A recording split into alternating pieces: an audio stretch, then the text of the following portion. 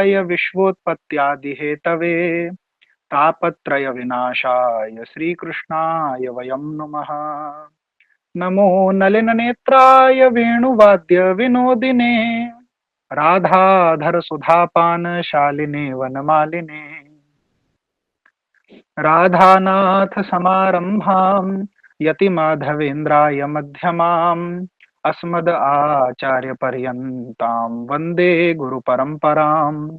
वन्देऽहं श्रीगुरोः श्रीयुतपदकमलं श्रीगुरून् वैष्णवांश्च श्रीरूपं साग्रजातं सहगण रघुनाथान्वितं तं सजीवम् साद्वैतं सावधूतं परिजनसहितं कृष्णचैतन्यदेवं श्रीराधा कृष्णपादां सहगण ललिता श्रीविशाखान्वितांश्च श्रीकृष्ण चैतन्य कृपाभिषिक्तं श्रीरूप सख्यामृतपूर्णचित्तं श्रीराधिका कृष्ण सुखाब्धिमग्नं गोपाल भट्टं प्रभुमाश्रयामि। अहो भाग्यं गौरमार्गानुवर्तिनं देवो राधारमण यत्र यद्गुरुर्गुणमञ्जरी। अस्मद्गुरुभ्यो नमः। अस्मद्परम गुरुभ्यो नमः। अस्मद्परात्पर गुरुभ्यो नमः। अस्मद्परमेष्ठि गुरुभ्यो नमः। अस्मद्गुरुपरम्परायै नमः। श्रीमच्छड्गोस्वामिने नमः। पंचतत्वात्मकं कृष्णं भक्तरूपस्वरूपकं भक्तावतारं भक्ताख्यं नमामि भक्तशक्तिकम् अनर्पितचरीं चिरात् करुणयावतीर्णः कलौ समर्पयितुम् उन्नतोज्ज्वलरसां स्वभक्तिश्रियं हरिः पुरटसुन्दरद्युतिकदम्ब सन्दीपितः सदा हृदयकन्दरे स्फुरतु वश्यची नन्दनः।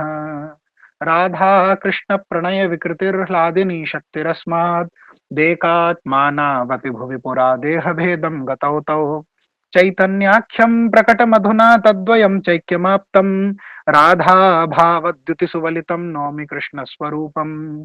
श्रीराधायाः प्रणयमहिमा कीदृशो वा नयैवा स्वाद्यो येनाद्भुतमधुरिमा कीदृशो वा मदीयः सौख्यं चास्या मदनुभवतः कीदृशं वेत्ति लोभात् तद्भावाढ्यः समजनिशची गर्भसिन्धौ हरिन्दुः कान्तं शान्तमशेषजीवहृदयानन्दस्वरूपं परं सर्वात्मानमनन्तमाद्यममलं विश्वाश्रयं केवलं भक्त्यानन्दरसैकविग्रहवरं भक्तैकभक्तिप्रियं भक्तावेशधरं विभुं किमपि तं गौरं सदोपास्महे। श्री श्री कृष्ण चैतन्य नित्यानंदो जयतः श्री चैतन्य चरितामृत द्वितीय परिच्छेद। तो पिछले सत्र में हमने द्वितीय परिच्छेद में प्रवेश किया था और द्वितीय परिच्छेद में हम ये प्यार संख्या 28-29 तक पहुंचे थे। तो 30वें श्लोक से हमको आगे बढ़ना है। तो कुछ द्वितीय सत्र का, क्योंकि 2 बार से हम सत्र नहीं ले पाए तो काफी पहले हुआ था, तो एक बार संक्षिप्त में 2 पंक्तियों में बताते हैं कि हमने क्या पढ़ा था, क्या प्रारंभ किया था। तो हमने द्वितीय सत्र में जब हमने दूसरा परिच्छेद प्रारंभ किया तो सबसे पहले हमारे पास मंगलाचरण के रूप में हमने देखा श्री चैतन्य प्रभुम वंदे बालोपि यदनुग्रहात तरेन नाना मत ग्रह व्याप्तम सिद्धांत सागरम। तो नाना मत रूपी जो ग्राह हैं, जिस सिद्धांत सागर में व्याप्त हैं, उस सागर से सहज ही कोई एक बालक भी उसे पार कर जाता है जिनकी कृपा से। ऐसे श्री चैतन्य महाप्रभु को हम वंदन करते हैं। तो इस वंदना के साथ ग्रंथकार ने प्रारंभ किया। फिर हमने देखा कि यदद्वैतम ब्रह्मोपनिषदि, जो ब्रह्मेति परमात्मेति भगवान यदि शब्द थे, जो श्लोक भागवत में प्राप्त होता है, उसी के को एक्सप्लेन करते हुए ग्रंथकार ने ब्रह्म परमात्मा और भगवान की बड़ी विस्तृत व्याख्या करी। फिर हमने देखा ब्रह्म परमात्मा भगवान की व्याख्या में कैसे कि आनंद में भी तारतम्य है, कि श्री कृष्ण के अतिरिक्त ब्रह्मा में, परमात्मा में और भगवान में जो रसों का एक समावेश है वो नहीं देखा जाता उस प्रकार जैसा श्री कृष्ण में, और कैसे ब्रह्म की अनुभूति से श्रेष्ठ परमात्मा की और उससे श्रेष्ठ भगवान की, ये सब हमने देखा। उसके बाद किस प्रकार से श्री कृष्ण जो है वो स्वतंत्र ईश्वर हैं, भगवान की स्वयं भगवत्ता, इन सबको हमने देखते हुए भागवत के श्लोकों का आश्रय लिया था। फिर कैसे श्री भगवान के जो श्री अंग की किरण मंडल है, जैसे सूर्य, हमने 3 उदाहरण एक उदाहरण से देखा था कि सूर्य सूर्य की जो प्रभा है और सूर्य का जो प्रकाश है, उस प्रकार से हमने 3 उदाहरणों से देखा कि कैसे भगवान श्री कृष्ण विशिष्टतम है और ब्रह्म परमात्मा और भगवान कैसे भगवान की अलग अलग प्रतीति है। फिर हमने देखा भगवान के जो कैसे और श्री चैतन्य महाप्रभु किस प्रकार से स्वयं भगवान श्री कृष्ण ही हैं और कितने दयालु हैं और इस प्रकार वो प्रकट हुए। फिर हमने महाप्रभु के प्राकट्य के क्रम में और महाप्रभु के वैशिष्ट में अनेक पुराणों से कुछ श्लोक भी देखे अलग अलग शास्त्र में जो उद्धृत हैं। फिर उसके बाद हमने दृष्टा भेद से किस प्रकार से दर्शन भेद है, योग मार्ग से जो प्राप्य भगवान का स्वरूप है वो, और ज्ञान मार्ग उनसे जो प्राप्त है वो कैसे अलग है। तो हमने उदाहरण वो जो सूर्य वाला हमने कहा, उसी उदाहरण से पुनः हमने ये समझा था कि कैसे जिस प्रकार से सूर्य के प्रकाश को देखना एक अलग विषय है, सूर्य के मंडल को देखना एक अलग विषय है, और सूर्य के अंदर प्रविष्ट होकर सूर्य लोक में स्वयं भगवान सूर्य नारायण का दर्शन करना, जो उनका चिन्मय स्वरूप है उसका दर्शन करना, इन तीनों में भेद है। इसी प्रकार ब्रह्म की अनुभूति जैसे सूर्य की किरण या सूर्य के प्रकाश का हम अनुभव कर रहे हैं, परमात्मा की अनुभूति जैसे सूर्य के मंडल को हम देख रहे हैं अंतरिक्ष में, और भगवान की अनुभूति जैसे सूर्य देव के चिन्मय विग्रह का दर्शन कर रहे हैं। तो ये सब हमने पिछली बार देखा था। अब हम आगे चलते हैं इसी क्रम में। तो उपासना भेद से, ये वाला एक हमारी प्यार थी, उपासना भेदे जानी ईश्वर महिमा अतएव सूर्य तार दियते उपमा। उपासना भेद से ईश्वर की महिमा को जाना जा सकता है, उसी बात को स्पष्ट करने के लिए सूर्य का उदाहरण दिया गया है। तो इसके बाद की जो 2 प्यारे हैं ये हमने पढ़ी थी, और इसके बाद जो संस्कृत श्लोक है उसकी व्याख्या हमें देखनी थी। तो उसी के लिए अब हम आगे बढ़ रहे हैं। इसकी आगे की प्यारों में आता है, तो हम इन 2 प्यारों से प्रारंभ करते हैं। तो से नारायण कृष्ण स्वरूप भेद एक ही विग्रह किंतु आकार विभेद, इहो तद विभजति हूँ धरे चारि हाथ, इहो वेणु धरे तिहो चक्रादिक साथ। तो इन प्यारों में ग्रंथकार कह रहे हैं कि वो श्री नारायण और श्री कृष्ण भगवान जो हैं, जो स्वरूपतः तो अभेद हैं, अर्थात अभिन्न हैं, दोनों एक ही विग्रह हैं, किंतु उनका जो आकार है वो अलग अलग है। वे श्री कृष्ण तो द्विभुज हैं और अपने हाथों में वेणु को धारण करते हैं, और भगवान श्री नारायण हैं वो चतुर्भुज हैं और अपने हाथों में शंख चक्र आदि को भगवान धारण करते हैं। एक मिनट, मैं कुछ कनेक्शन का इशू है उसको देखता हूं जी। तो इसके बाद भागवत का जो श्लोक है उसको उद्धृत कर रहे हैं ग्रंथकार, और ये भागवत का 10वें स्कंद के 14वें अध्याय का 14वां श्लोक है। इसका पूर्व प्रसंग ये है कि ब्रह्म विमोहन लीला, जब ब्रह्मा जी ने भगवान श्री कृष्ण के साथ क्रीड़ा करने वाले ग्वाल बालों को और बछड़ों को हरण कर लिया, और उसके बाद भगवान श्री कृष्ण के तत्व से वो परिचित हो गए कि मैंने गलती कर दी है, मैंने भगवान के साथ जो है मैं भगवान के रूप को समझ नहीं पाया, और इस प्रकार से भगवान के लीला परिकरों का मैंने अपहरण कर लिया। तो इस प्रकार अपनी भूल को जानकर भगवान श्री कृष्ण की स्तुति कर रहे हैं ब्रह्मा जी। तो वो जो ब्रह्मा जी ने स्तुति ब्रह्म स्तुति करी है, उस स्तुति में ये श्लोक हमको प्राप्त होता है। तो उस श्लोक में वो श्लोक कह रहा है, नारायणस्त्वं नहीं सर्वदेहिना आत्मस्य धीशाखिल लोक साक्षी, नारायणोंगम नरभू जलायना तच्चापि सत्यम न तवैव माया। तो इस श्लोक में ब्रह्मा जी भगवान की स्तुति कर रहे हैं, और ये बड़ा ही इंपॉर्टेंट श्लोक है श्रीमद् भागवत का। इस श्लोक की जब हम आगे व्याख्या देखेंगे तो अगली 10-15 प्यारों में ग्रंथकार इसी की व्याख्या कर रहे हैं। तो कैसे भगवान श्री कृष्ण को स्वयं भगवान श्री कृष्ण की स्वयं भगवत्ता को ब्रह्मा जी स्थापित कर रहे हैं, वो हम इस श्लोक के माध्यम से देखते हैं। तो ब्रह्मा जी यहाँ कह रहे हैं, नारायणस्त्वं नहीं सर्वदेहिनाम आत्मस्य धीशाखिल लोक साक्षी। भगवान श्री कृष्ण से ब्रह्मा जी ने कहा कि हे अधीश, भगवान कह रहे हैं ना अधीशा खिललोक साक्षी, कह रहे हैं कि हे अधीश, आप तो सभी लोकों के साक्षी हैं। जब आप प्रत्येक जीव की आत्मा अर्थात उसकी अत्यंत प्रिय वस्तु, आत्मा शब्द की परिभाषा एक ये भी है कि जो सबसे प्रिय होता है जीव का, वो उसको उसकी आत्मा होती है, स्व से सबसे अधिक प्रेम होता है। तो जब आप सभी जीवों की आत्मा है अर्थात अत्यंत प्रिय वस्तु हैं, तब क्या आप मेरे पिता नारायण नहीं है? क्योंकि मेरी भी तो आत्मा आप हो, मैं भी तो एक जीव हूं। तो इस प्रकार से ब्रह्मा जी भगवान की स्तुति कर रहे हैं। आगे क्या कहा कि नरजात जल, अर्थात जो जल है उसकी सृष्टि, उसकी उत्पत्ति जल की नर से हुई है।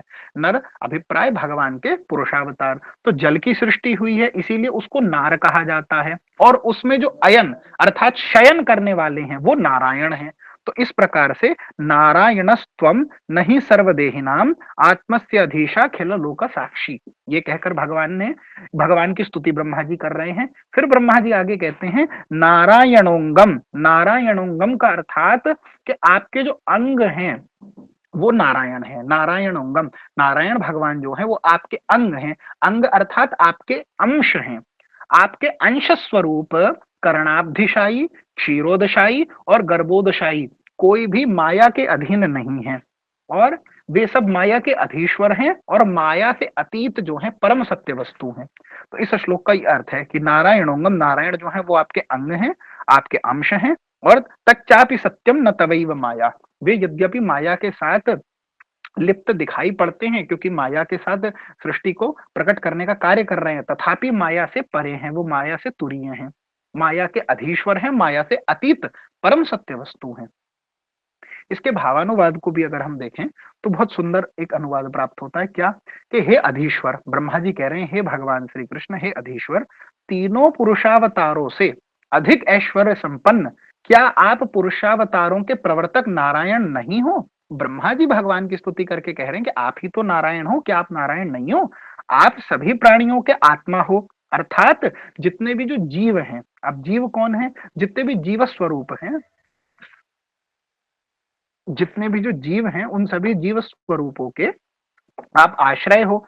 तो देखिए, अभी हमने जब फर्स्ट सेशन में शुरुआत में देखा था भगवान के विविध स्वरूपों को, तब हमने एक बात देखी थी कि जब पुरुषावतार, जब स्तुतियों में आया था, तब बात आई थी कि सभी जीवों के जो आश्रय हैं, सब जीवों के अंतर्यामी कौन है? क्षीरोदक शाही विष्णु भगवान है। हमने एक चार्ट के माध्यम से भी ये बात देखी थी, अभी पुनः हम उस चित्र को देखेंगे और आज इसको समझेंगे। तो ब्रह्मा जी कह रहे हैं आप सभी प्राणियों के आत्मा अर्थात जीव समूह जो है ना, उनके आप आश्रय हो, और वो आश्रय कौन है? वो तृतीय पुरुषावतार क्षीरोदकशाही नारायण भगवान है। और आप संपूर्ण ब्रह्मांड के अंतर्यामी अर्थात समस्त समष्टि जीवों के जो साक्षी हैं, समष्टि जीवों के साक्षी अर्थात ब्रह्मा जी के अंतर्यामी जो गर्भोदकशाही विष्णु हैं, वो भी आप हो। और आप नर अर्थात परमात्मा, जिनसे प्राकृत जगत के आधार स्वरूप ये जल, पृथ्वी और 24 तत्व आदि ये सब कुछ प्रकट होते हैं, वो जो नर से जल उत्पन्न हुआ है, उस जल में वास करने वाले, शयन करने वाले जो प्रथम पुरुषावतार हैं, वो कर्णार्णव शाही विष्णु भगवान, वो भी आप हो। या ये कह लें कि वो सब आपके अंश हैं, क्योंकि नारायणोंगम कह दिया तो वो सब आपके अंश हैं। ये भी सत्य है कि वो माया की वस्तु की भांति अनित्य नहीं है। जैसे माया अनित्य है, ऐसे ही भगवान के ये स्वरूप अनित्य नहीं है। आपके अवतारों का जो चिन्मय कलेवर या भगवान के स्वरूप का जो विग्रह है, वो माया उसका स्पर्श करने में भी असमर्थ है। इसीलिए हे श्री कृष्ण, आप ही मूल नारायण हैं। पुरुष आदि जितने भी अवतार हैं वो सब आपके अंश हैं और आप ही उनके अंशी हैं। वे अवतार आपके अंग हैं और आप उनके अंगी हैं। अंग अंगी, अंश अंशी, अंश का मतलब होता है किसी का एक अंश हुआ, और अंशी का अर्थ क्या हुआ? जो उसका सब, जो उसका मूल सेट है, जिसके वो अंश है। इसी प्रकार से अंग, जैसे मैं हूं, तो मेरा ये अगर हाथ है तो ये मेरा हाथ मेरे शरीर का एक अंग है, और मैं इसका अंगी हूं, यानी मैं वो हूं जो इसको धारण कर रहा हूं। यानी जिसका अंग होता है उसे अंगी कहते हैं, और जो अंग है, पार्ट है, उसको हम कहते हैं अंग। ठीक है, तो इस प्रकार से कह रहे हैं कि सभी अवतार आपके अंग हैं और आप अंगी हो, यह मेरा मत है। अब इस श्लोक की व्याख्या आगे ग्रंथकार जो हैं वो बांग्ला पयार में कर रहे हैं। ग्रंथकार कह रहे हैं, 31वीं पयार को हम देख रहे हैं। शिशु वत्स हरि ब्रह्मा करी अपराध, अपराध क्षमा ईते मांगे न प्रसाद। तो ब्रह्मा जी ने जब ग्वाल बालों और बछड़ों का हरण कर लिया, और उनका हरण करके जो अपराध ब्रह्मा जी से बन गया, उस अपराध को क्षमा करने के लिए, क्षमा प्राप्ति के लिए भगवान श्री कृष्ण का प्रसाद अर्थात भगवान श्री कृष्ण की कृपा याचना करने के लिए ब्रह्मा जी ये स्तुति भगवान की कर रहे हैं। तो शिशुवत्स हरि ब्रह्मा करी अपराध, अपराध क्षमा ईते मांगे न प्रसाद। ब्रह्मा क्या कह रहे हैं? अब इन प्यारों में जो आगे आ रही हैं, इन दो प्यारों में ब्रह्मा जी बता रहे हैं कि कैसे श्री कृष्ण भगवान जो हैं वो मूल नारायण होने के कारण जितने भी पुरुषावतार हैं, अर्थात कर्णारनवशाई, गर्भोदशाई और क्षीरोदशाई, ये सभी जो पुरुषावतार आदि भगवान के स्वरूप है वो सब आप ही में कैसे स्थित हैं। तो क्या कह रहे हैं कि तोमार ना भी पद्म हईते आमार जन्मोदय, तुम्ही पिता माता आमी तोमार तनय, पिता माता बालकेर नालय अपराध, अपराध क्षम मोरे करह प्रसाद। कृष्ण कहेन ब्रह्मा तोमार पिता नारायण, आमी गोप तुम्ही कैछे आमार नंदन। तो ब्रह्मा जी ने कहा कि तोमार नाभि पद्म हईते आमार जन्मोदय, कि हे भगवान आपके नाभि कमल से तो मेरा जन्म हुआ है, इस कारण से आप ही तो मेरे माता पिता हैं और मैं आपका पुत्र हूं। तो तुम्ही माता पिता, आमी तोमार तनय, तनय अर्थात पुत्र, तो मैं आपका पुत्र हुआ। और पिता माता बालकेर नालय अपराध, जो पिता माता होते हैं वो कभी अपने पुत्र का अपराध ग्रहण नहीं करते हैं, अतः आप मेरे अपराधों को क्षमा करके मुझ पर कृपा करें। अपराध क्षम मोरे करह प्रसाद, इसीलिए आप मुझ पर कृपा करें, प्रसाद अर्थात कृपा करें और मेरे अपराधों को क्षमा करें। ब्रह्मा जी के ये कहने पर हमारे व्रजेंद्र नंदन भगवान श्री कृष्ण बड़ा सुंदर उन्हें उत्तर देते हैं और क्या कहते हैं कि कृष्ण कहे न ब्रह्मा तोमार पिता नारायण, आमी गोप तुम्ही कैसे हमारा नंदन। भगवान श्री कृष्ण कह रहे हैं कि ब्रह्मा जी की बातों को सुनकर मतलब ब्रह्मा जी की बातों को सुनकर भगवान श्री कृष्ण बोले कि हे ब्रह्मा तुम्हारे पिता तो नारायण हैं, तो जब नारायण तुम्हारे पिता हैं और मैं तो एक ग्वाल का बच्चा हूं, मैं तो एक गोप हूं, तो मैं कैसे, तुम मेरे पुत्र कैसे हो सकते हो, मैं कैसे तुम्हारा पिता हूं। ये बात भगवान कह रहे हैं। तो भगवान क्योंकि व्रज में लीला कर रहे हैं तो अत्यंत आनंद से क्रीड़ा करने का भगवान का खूब सुंदर रुचि रहती है, इसलिए ब्रह्मा जी से पूछ रहे हैं कि अरे मैं कैसे तुम्हारा पुत्र हो गया। तब ब्रह्मा जी उत्तर देते हैं भगवान को, और उत्तर देते हुए ब्रह्मा जी भगवान से कहते हैं कि ब्रह्मा बलेन तुम्हें की ना हो नारायण, तुम्ही नारायण सुन ताहार कारण। ब्रह्मा बोले अरे तुम नारायण कैसे नहीं हो, आप कैसे नारायण नहीं हो। यस, अब इसका कारण सुनिए, मैं देता हूं आपको कारण। अब ब्रह्मा जी जो है कह रहे हैं कि हाँ, आज भगवान ने अभी तक तो ज्ञान दे दिया था, भागवत में आता है एकादश स्कंद में भगवान कह रहे हैं कि मैंने ब्रह्मा जी को ज्ञान दिया था पूर्व में। तो ब्रह्मा जी बोले मानो कि भगवान पढ़ा तो आपने मुझे दिया था, अब टेस्ट आज तक नहीं लिया था, अब आज आपने मुझसे पूछ लिया कि ये बताओ कि मैं कैसे तुम्हारा पिता हो गया, तो मानो भगवान टेस्ट ले रहे हैं। तो ब्रह्मा जी इस चीज को कह रहे हैं कि वाह, आपने मुझे पढ़ाया था और मैं बहुत आज्ञाकारी छात्र हूँ, बहुत आज्ञाकारी शिष्य हूँ आपका, तो हे भगवान आपने जो मुझे ज्ञान दिया है अब वही ज्ञान मैं आपको सुना रहा हूँ। तो ब्रह्मा जी अब भगवान को मानो बड़े प्रेम से उत्तर दे रहे हैं। तो उत्तर देते हुए अब भगवान को इतने कारण गिनाएंगे कि वो कैसे मूल नारायण है और कैसे तुम मेरे पिता हो। तो ये कारण गिनाते हुए ब्रह्मा जी बोल रहे हैं कि ब्रह्मा बलेन तुम्ही की ना हो नारायण, तुम्ही नारायण सुन ताहार कारण। अरे आप कैसे नारायण नहीं हो, आप ही नारायण हो। अब मैं उसका कारण बता रहा हूं, आप उसे सुनिए। तो प्राकृत प्राकृत सृष्टि यत जीव रूप, ताहार ये आत्मा तुम्ही मूल स्वरूप। प्राकृत और अप्राकृत, ये जितनी भी सृष्टि है उसमें जितने भी जीव हैं, प्राकृत और अप्राकृत सृष्टि में, ताहार ये आत्मा तुम्ही मूल स्वरूप। अर्थात प्राकृत जगत क्या है, प्राकृत जगत है ये जो पूरा जगत ब्रह्मांड है जिसमें हम जीव रहते हैं, ये धरती हो गया, सब ग्रह आदि, ये प्राकृत जगत है जो दिख रहा है। हमने जब प्रथम दिन चार्ट दिखाया था तो ये जो ब्रह्मांड के अंदर जो जगत आ रहा है सब प्राकृत है। और अप्राकृत जगत क्या है, अप्राकृत जगत है दिव्य लोक भगवान का, वो अप्राकृत जगत है नित्य लोक भगवान के, वैकुंठ आदि धाम अप्राकृत है ना, वो प्रकृति के अंदर नहीं आता, प्रकृति से परे है। प्रकृति सब ब्रह्मा की क्रिएशन में जो आ रही है उसके परे अप्राकृत लोक है। तो कह रहे हैं कि प्राकृत अप्राकृत सृष्टि यथ जीव रूप, यानी प्राकृत और अप्राकृत इन दोनों जगत में जितनी भी जीवात्माएं हैं, इस प्राकृत जगत की भी जो जीवात्माएं हैं और भगवान आपके नित्य लोक में भी जो आपके साथ आपका कैंकर्य कर रहे हैं, आपके साथ रहते हैं, वो भी जो जीवात्माएं हैं, वास्तव में वे सभी जीवात्माएं आपसे ही तो उत्पन्न हुई हैं। प्राकृत अप्रकृत सृष्टि यत जीव रूप, जितने भी जीव रूप हैं, ताहार ये आत्मा तुम्ही मूल स्वरूप, आप ही तो उनके मूल स्वरूप हो, आप ही तो जीवों के मूल स्वरूप हो। और पृथ्वी यैछे घट कुलेर कारण आश्रय, जीवेर निदान तुम्ही तुम्ही सर्वाश्रय। अर्थात पृथ्वी से जब मिट्टी का घड़ा बनाया जाता है तो पृथ्वी जो होती है वो उन मिट्टी के घरों का कारण भी होती है और आश्रय भी होती है। उसी प्रकार से आप भी सभी जीवों का निदान अर्थात कारण भी हैं और उनका आश्रय भी है। अब यहाँ क्या कहा ब्रह्मा जी ने, पृथ्वी से जब घड़े बनाए जाते हैं, अब देखिए आपने कभी कुम्हार को देखा हो, तो कुम्हार क्या करता है, मिट्टी लेता है, मिट्टी में जल डाल के मिट्टी को गूंदता है, गूंद करके उसको अपने चरखे पर, उसमें चकले पर घुमा करके उससे घट का निर्माण करता है।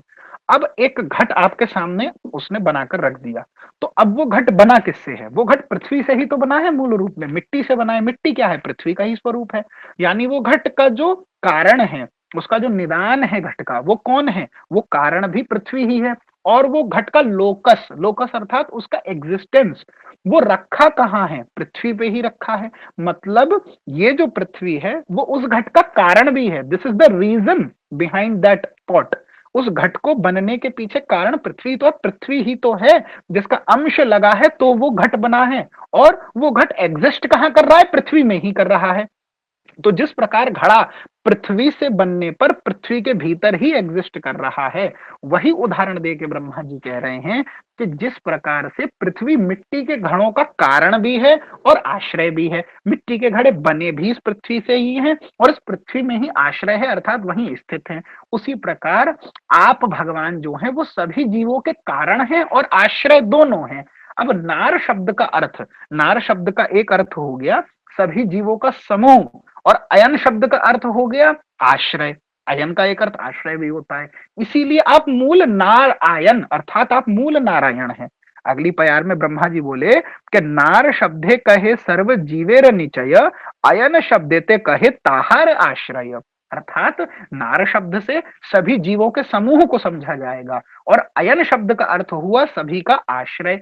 तो इसीलिए अतएव तुम्ही हव मूल नारायण, एक एक हेतु सुन द्वितीय, यही एक हेतु सुन द्वितीय कारण। तो ब्रह्मा जी बोले कि भगवान इस प्रकार से आप उन जीवों का आश्रय भी हैं, उन सभी जीवों का समूह और उनका आश्रय आप हैं, इसीलिए आप ही मूल नारायण हैं।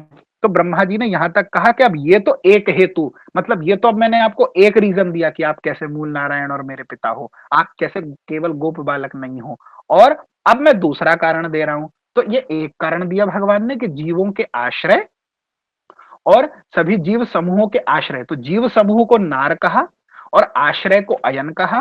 तो नार आयन अर्थात सभी जीव समूहों के आश्रय आप हो और इसीलिए आप मूल नारायण हो। तो ये एक परिभाषा नारायण की देकर ब्रह्मा जी ने टेस्ट का पहला स्टेज पास कर लिया।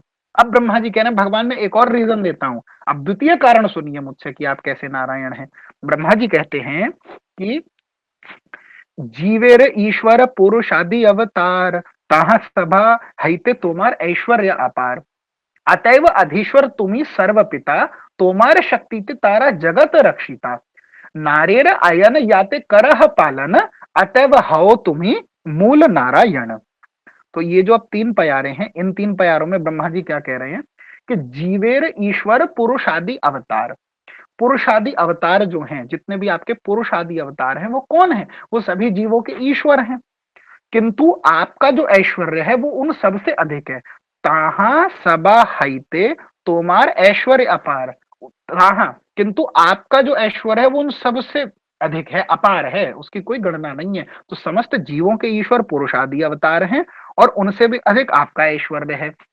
इससे क्या सिद्ध हुआ? अतएव अधीश्वर तुम्ही सर्वपिता, इसीलिए आप अधीश्वर हो गए। क्यों? क्योंकि जीवों के ईश्वर जो पुरुषादि अवतार है उनसे भी अधिक आपका ऐश्वर्य है, तो आप क्या हो गए? आप उन ईश्वरों के भी ईश्वर, उनके भी मूल हो गए ना। अतएव अधीश्वर तुम्ही सर्वपिता, अर्थात आप ईश्वरों के भी ईश्वर है और आप कौन है? आप सर्व के सबके पिता है। पिता क्यों कहा? क्योंकि भगवान आपसे ही तो वो सभी अवतार प्रकट होते हैं, पुरुषावतार।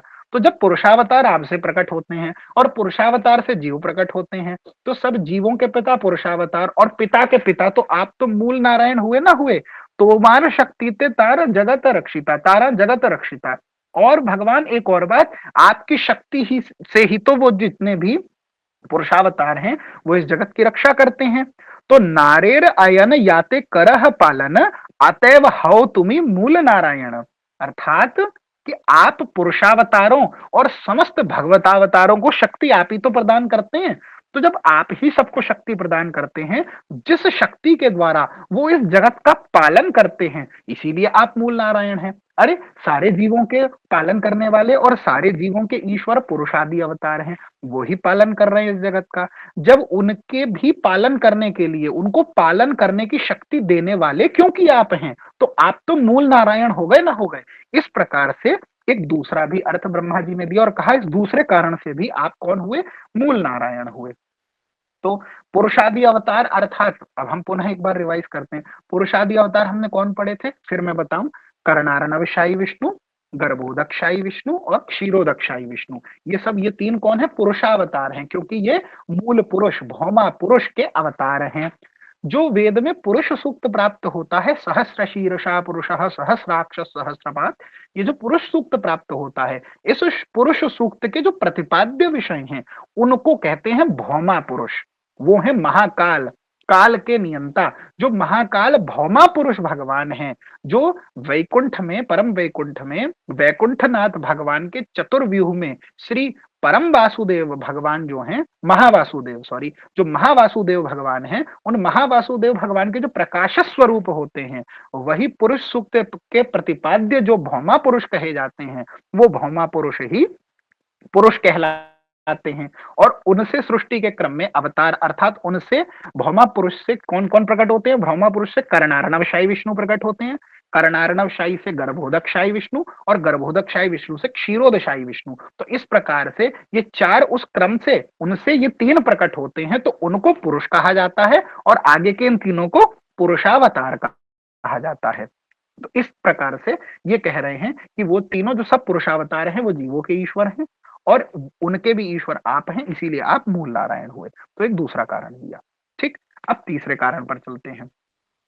तृतीय कारण शुन श्री भगवान अनंत ब्रह्मांड बहु वैकुंठादि धाम इथे यत जीव तार त्रैकालिक कर्म ताहा देखा साक्षी तुम्ही जान सर्व मर्म और तोमार दर्शने सर्व जगतेर स्थिति तुम्ही न देखिले कारो नाही स्थिति गति नारेर अयन याते कर दर्शन तहा तेओ हव तुम्ही मूल नारायण। तो भगवान ब्रह्मा जी जो हैं अब टेस्ट में अपना तीसरा टेस्ट देते हुए अब तीसरा प्रमाण दे रहे हैं कि कैसे भगवान श्री कृष्ण आप मूल नारायण हो। तो अब तक हमने क्या देखा, ब्रह्मा जी जो हैं वो भगवान के साथ क्रीड़ा करने वाले भगवान के निज परिकर ग्वाल बाल और बछड़ों का हरण करके ले गए। अब जब ब्रह्मा जी को भगवान श्री कृष्ण के परम तत्व का बोध हो गया, उनको समझ आ गया कि ये ब्रह्म मोहन लीला, कि मैं तो मोहित हो गया था, मैं भगवान के स्वरूप को नहीं जान पाया, तो इस कारण से फिर वो स्तुति कर रहे हैं। जब स्तुति करते हैं तो ब्रह्मा जी भगवान को कहते हैं कि आप नारायण हैं, आप मूल नारायण हैं और नारायण जो है बल्कि आप नारायण के भी अंशी हैं। जब ऐसा कहते हैं और तुम मेरे पिता हो, मैं आपका पुत्र हूं, और स्तुति करते हुए ब्रह्मा जी बोले कि पुत्र के अपराध तो माता पिता नहीं लेते हैं, तो आप भी मेरा अपराध मत लीजिए, आप मुझे क्षमा कर दीजिए। जब ये बोला तो हमारे अत्यंत जो है चंचल भगवान श्री व्रजेंद्र नंदन कृष्ण क्या कहते हैं कि अरे ब्रह्मा, मैं तुम्हारा कैसे पिता हो गया, तुम्हारे पिता तो नारायण है, मैंने तो ऐसा सुना है, तुम नारायण के नाभि कमल से होते हो, जब नारायण तुम्हारे पिता है मैं तो एक ग्वाल बाल हूं। तो ऐसा भगवान ने जब पूछा तब ब्रह्मा जी उनको एक्सप्लेन करते हुए बात बता रहे हैं। तो तीन प्रमाण ब्रह्मा जी ने अभी तक दिए कि आप कैसे मूल नारायण हो। ठीक, इन तीनों को कंक्लूड करते हुए भी अभी हम देखेंगे। और ये जो पुरुषावतार आदि की चर्चा आई, इसको चार्ट से भी और चित्र के माध्यम से भी अभी हम देखेंगे। तो इस प्रकार से यहां तक हम आते हैं कि ब्रह्मा जी ने तीसरा जो है कारण बता दिया कि नारेर अयन याते कर दर्शन और ताहा उत हव तुम्ही मूल नारायण। तो ब्रह्मा जी ये कह रहे हैं इस तृतीय प्रमाण में कि हे श्री भगवान, अब आप तीसरा कारण सुनिए। यहां से शुरू हुआ था तीसरा कारण कि तृतीय कारण सुन श्री भगवान अनंत ब्रह्मांड बहु वैकुंठ आदि धाम, कि हे भगवान इस जगत में अनंत ब्रह्मांड है और उन अनंत ब्रह्मांडों और चित जगत में, मतलब ये जो प्राकृत अचित जगत है इसमें तो अनंत ब्रह्मांड घूम रहे हैं, अनंत गैलेक्सीज हैं, अनंत ब्रह्मांड हैं, ये तो हो गया अचित जगत। और जो चित जगत है, जो नित्य जगत है, उसमें कौन है, आपका वैकुंठ धाम है। तो इन अनंत ब्रह्मांडों में और आपका जो नित्य धाम है, जो अप्राकृत धाम है, जो वैकुंठ धाम है, उसमें भी जितने जीव हैं, मतलब इस ब्रह्मांड में जितने जीव हैं, यानी इस प्राकृत जगत में जितने जीव हैं, और आपके नित्य वैकुंठ धाम उस अप्राकृत जगत में जितने जीव हैं, उन सबके साक्षी के रूप में कौन विराजमान है, आप हो। तृतीय कारण सुन श्री भगवान अनंत ब्रह्मांड बहु वैकुंठ आदि धाम। तो अनंत ब्रह्मांड और जो आपके वैकुंठ आदि धाम हैं, इन सब धामों में इथे यत जीव तार त्रैकालिक कर्म, इनमें जितने भी जीव हैं और उनके जो त्रैकालिक कर्म हैं। अब त्रैकालिक कर्म से क्या अभिप्राय है? त्रैकालिक अर्थात भूत काल, भविष्य काल और वर्तमान काल, तीन काल होते हैं। तो ये जो त्रैकालिक कर्म अर्थात जो तीनों कालों के, उन्होंने भूतकाल में क्या कर्म किए थे, वर्तमान काल में वो क्या कर्म कर रहे हैं और भविष्य काल में वो क्या कर्म करेंगे, इन सभी कर्मों को कौन देखता है? ताहा देख साक्षी तुम्ही ज्ञान सर्व मर्म, उन सबके सभी त्रैकालिक कर्मों को आप ही देख रहे हो और उनके सबके अभिप्राय को अभी आप जानते हो। एक तो आप साक्षी हो उनके कर्मों के, और आप जान सब मर्म, आप उनका अभिप्राय भी जानते हो, उन सबके भीतर क्या है, इस सब बात को आप जानते हो, उन सबके मर्म को जानते हो, अभिप्राय को जानते हो। फिर तोमार दर्शने सर्व जगतेर स्थिति, तुम्ही न देखिले कारो नाही स्थिति गति। हे भगवान, आपके दृष्टि डालने से ही तो इस जगत की स्थिति हो रही है। तो हमारे दर्शन है, आपके दृष्टि डालने से, आपका दर्शन करने के कारण इस जगत की स्थिति है। यदि आपकी दृष्टि हट जाए तो इस जगत का अस्तित्व ना बचे। और तुम ही ना देखी ले कारो ना ही स्थिति गति, यदि आप ही नहीं देखोगे, आपकी दृष्टि नहीं हो, आपके नहीं देखने से किसी का अस्तित्व ही नहीं बचेगा, किसी की गति ही नहीं बचेगी। इसीलिए नारेर अयन याते कर दर्शन, ताहा तेव हऊ तुम्ही मूल नारायण। इसीलिए हे भगवान, सभी जीवों के त्रैकालिक कर्मों के साक्षी रूप आप उनके प्रति दृष्टिपात करते हैं, इसीलिए तो आप मूल नारायण हैं। नारेर अयन याते कर दर्शन, नार यहां पर नार अयन का क्या अर्थ हुआ कि वैकुंठ आदि जितने धाम में और इन ब्रह्मांडों में जितने भी जीव हैं, तो उन जीवों का समूह क्या हो गया, वो जीवों का समूह तो नार। और अयन अर्थात जानने वाला, अयन शब्द का एक अर्थ होता है जानना, तो उन सबके मन की आप जानते हो। तो नार के अयन अर्थात नार के मन, यानी जीव समूहों के मन की, जितने भी जीव हैं प्राकृत जगत में भी अप्राकृत जगत में भी, और उनके मन की भूतकाल की भी, वर्तमान काल की भी और भविष्य काल की भी, त्रैकालिक कर्मों के जानने वाले आप हो। अतः इस न्याय से तुम मूल नारायण हो भगवान। तो इस प्रकार से ब्रह्मा जी ने तीन बार तीन परिभाषाएं देकर के बताया कि कैसे श्री कृष्ण मूल नारायण है। अब इन तीनों को हम कंक्लूड करके देखते हैं। तो जीवों के दृष्टा होने के कारण नार बोला ना भगवान को, इसीलिए भगवान नारायण है। तो सबसे पहले ब्रह्मा जी ने क्या बोला था, क्यों नारायण हो आप? सबसे पहले बोला था कि आप सभी जीवों के कौन हो, निदान हो। पृथ्वी का उदाहरण दिया था, कैसे घड़ा मिट्टी से बनकर पृथ्वी पर ही स्थित है, इसीलिए आप सभी जीवों के आदि कारण हो और उनका आश्रय भी आप ही हो, इसीलिए आप मूल नारायण हो। दूसरी परिभाषा में क्या बोला ब्रह्मा जी ने, सभी जीवों के ईश्वर कौन है, करणाब्धिशाई पुरुष भगवान, करणार्णवशाई। और सब जीवों को जिन्होंने प्रकट किया है, ऐसे हिरण्यगर्भ ब्रह्मांड जो है, उस ब्रह्मांड में जो ब्रह्मा के अंतर्यामी है अर्थात हिरण्यगर्भ के अंतर्यामी भगवान, गर्भोदकशाही विष्णु जो द्वितीय पुरुष हैं। और प्रत्येक इन सबके जो परे सभी जीवों के ईश्वर करणार्णवशाई, जीवों के अंदर गर्भोदकशाही भगवान, और प्रत्येक जीव के अंतर्यामी जो हो गए क्षीरोदकशाही भगवान। तो ये जो तीनों आपके स्वरूप हैं, करणार्णवशाई, गर्भोदशाई और क्षीरोदिशाई, इन तीनों के शक्ति प्रदाता, उसको हम नार मतलब पुरुष और उनके अवतार, ये सब नार हो गए। और अयन मतलब उनके प्रवर्तक, उनको शक्ति देने वाले। यानी पहली परिभाषा में हमने देखा था नार का अर्थ हुआ, नार अर्थात समस्त जीव समूह, और अयन अर्थात उनका आश्रय। तो जीव समूह के आश्रय होने के कारण नारायण है। दूसरा, नार अर्थात पुरुष, नर शब्द का अर्थ पुरुष है, तो समस्त पुरुषावतार अर्थात करणार्णवशाई, गर्भोदशाई और क्षीरोदिशाई।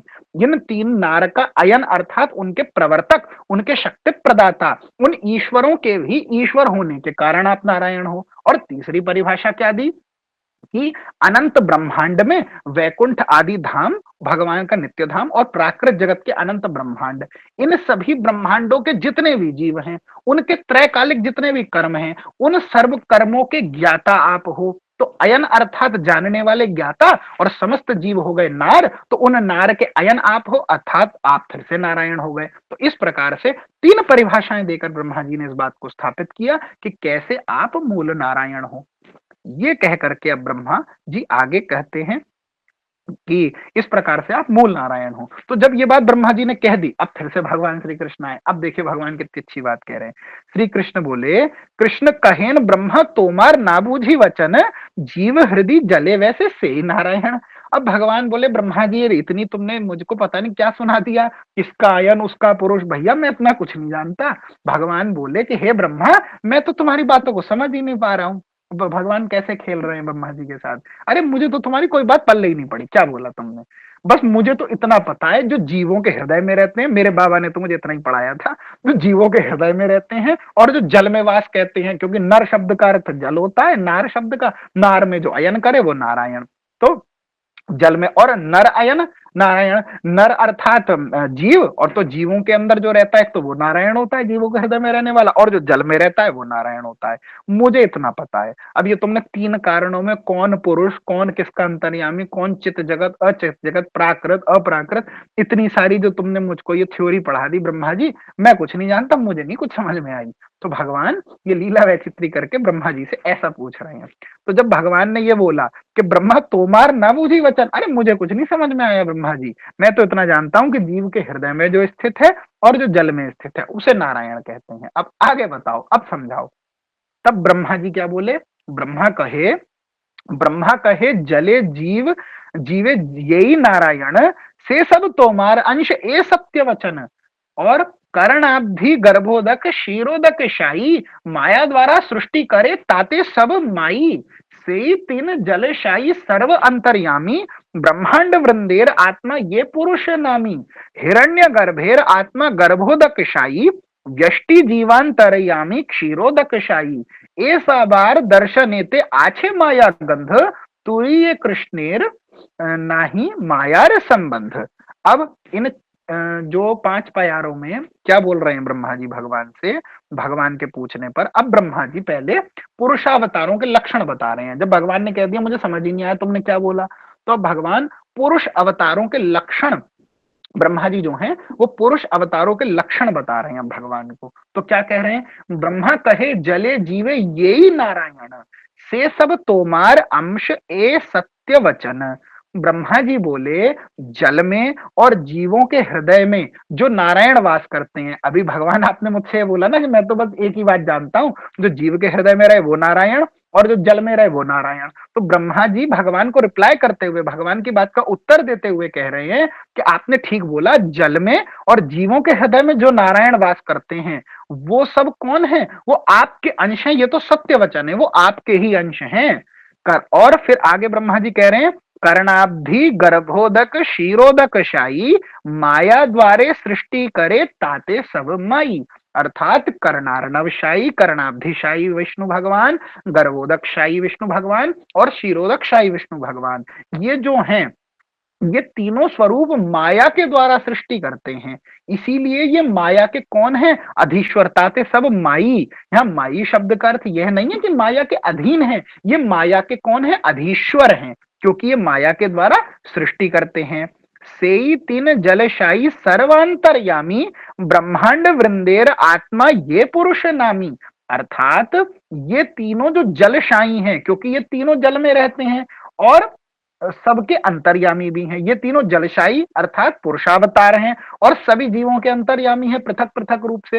ब्रह्मा के अंतर्यामी गर्भोदकशाही, जीवों के अंतर्यामी क्षीरोदकशाही, और इन सबको उत्पन्न करने वाले कर्णार्णवशाही, उनके भी अंतर्यामी हो गए, उनके भी परम भगवान हो गए जिनसे उनकी उत्पत्ति होती है। तो कह रहे हैं आपने दो ही बात तो कही, जो जीवांतर्यामी और जो जल में रहे, तो ये तीनों ही जीवांतर्यामी भी हैं और जल में भी रहते हैं। तो ये जो तीनों पुरुषावतार हैं ये सभी जीवों के अंतर्यामी हैं और तीनों जलशाही हैं, ठीक है, इसीलिए पुरुष इनका नाम है। आगे कह रहे हैं, हिरण्य गर्भेर आत्मा गर्भोदकशाही, व्यष्टि जीवांतर्यामी क्षीरोदकशाही। फिर इस ए सभार दर्शनीते आछे माया गंध, तुरीय कृष्णेर नाही माया रे संबंध। तो इस प्यार में, हिरण्य गर्भेर वाली प्यार में क्या कह रहे हैं ब्रह्मा जी कि सबसे पहले प्रथम पुरुष जो समस्त ब्रह्मांडों के अंतर्यामी हैं, समस्त ब्रह्मांडों के अंतर्यामी कौन है, कर्णार्णवशाही भगवान नारायण, कर्णार्णवशाही नारायण है। जो द्वितीय पुरुष हैं वो हिरण्यगर्भ की आत्मा, अर्थात गर्भोदकशाही नारायण है, अर्थात ब्रह्मा जी के अंतर्यामी है। हिरण्यगर्भ इस ब्रह्मांड का नाम है, एक ब्रह्मांड का नाम हिरण्यगर्भ है, उस ब्रह्मांडांतर्यामी जो है वो गर्भोदकशाही। हिरण्यगर्भेर आत्मा, हिरण्यगर्भ के जो अंतर्यामी वो गर्भोदकशाही, और व्यष्टि जीवांतर्यामी क्षीरोदकशाही। व्यष्टि जीव अर्थात समस्त जीवों के, प्रत्येक जीव के जो हृदय में वास करते हैं वो क्षीरोदकशाही हैं, नारायण हैं। तो ये तृतीय पुरुष अवतार हैं। तो इस प्रकार से इन सभी को तटस्थ रूप से, अगर दूर से तटस्थ रूप से इनको देखा जाए तो ऐसा लगता है इनमें माया की गंध है। ए सभार दर्शन एते आछे माया गंध। माया गंध का अर्थात क्योंकि ये माया के द्वारा सृष्टि की उत्पत्ति करते हैं, तो तटस्थ रूप से देखने पर ऐसा जरूर किसी को प्रतीत हो सकता है कि ये माया के साथ संलिप्त है, माया से इनका संबंध है, परंतु ऐसा नहीं है। और तुरीय कृष्णेर ना ही मायार संबंध, लेकिन जो इन सबसे श्रेष्ठ जो तुरीय है, जो चतुर्थ रूप है, जो चतुर्थ वस्तु है इन तीन के परे, वो श्री कृष्ण जो हो वो आप हो, और आपका माया के साथ कोई भी संबंध नहीं है। तो यहां तुरीय कृष्णेर स्वरूप, तुरीय शब्द का प्रयोग करा। अब क्योंकि यहां ग्रंथकार तुरीय शब्द का प्रयोग कर रहे हैं, और हमने देखा कि श्री कृष्णदास कविराज गोस्वामी जी इतने उच्च कोटि के वैष्णव हैं और इतने विद्वान हैं, और विश्व साहित्य को चैतन्य चरितामृत जैसे महाग्रंथ की, इस सैद्धांतिक ग्रंथ के अनुपम देन देने वाले हमारे संप्रदाय के अत्यंत अत्यंत माननीय आचार्य हैं, ऐसे श्री कृष्णदास कविराज गोस्वामी। तो हमने पहली कक्षा से देख रहे हैं कि उनका वैशिष्ट्य ये है कि वो जब कोई बात कहते हैं तो उसके प्रमाण में अनेक शास्त्रों से, अनेक स्थानों से बात को उद्धृत करके सप्रमाण उस बात को कहते हैं, अपने मन से कपोल कल्पित कभी कोई बात नहीं कहते। तो उदाहरण देते हुए आगे एक श्लोक कोट कर रहे हैं।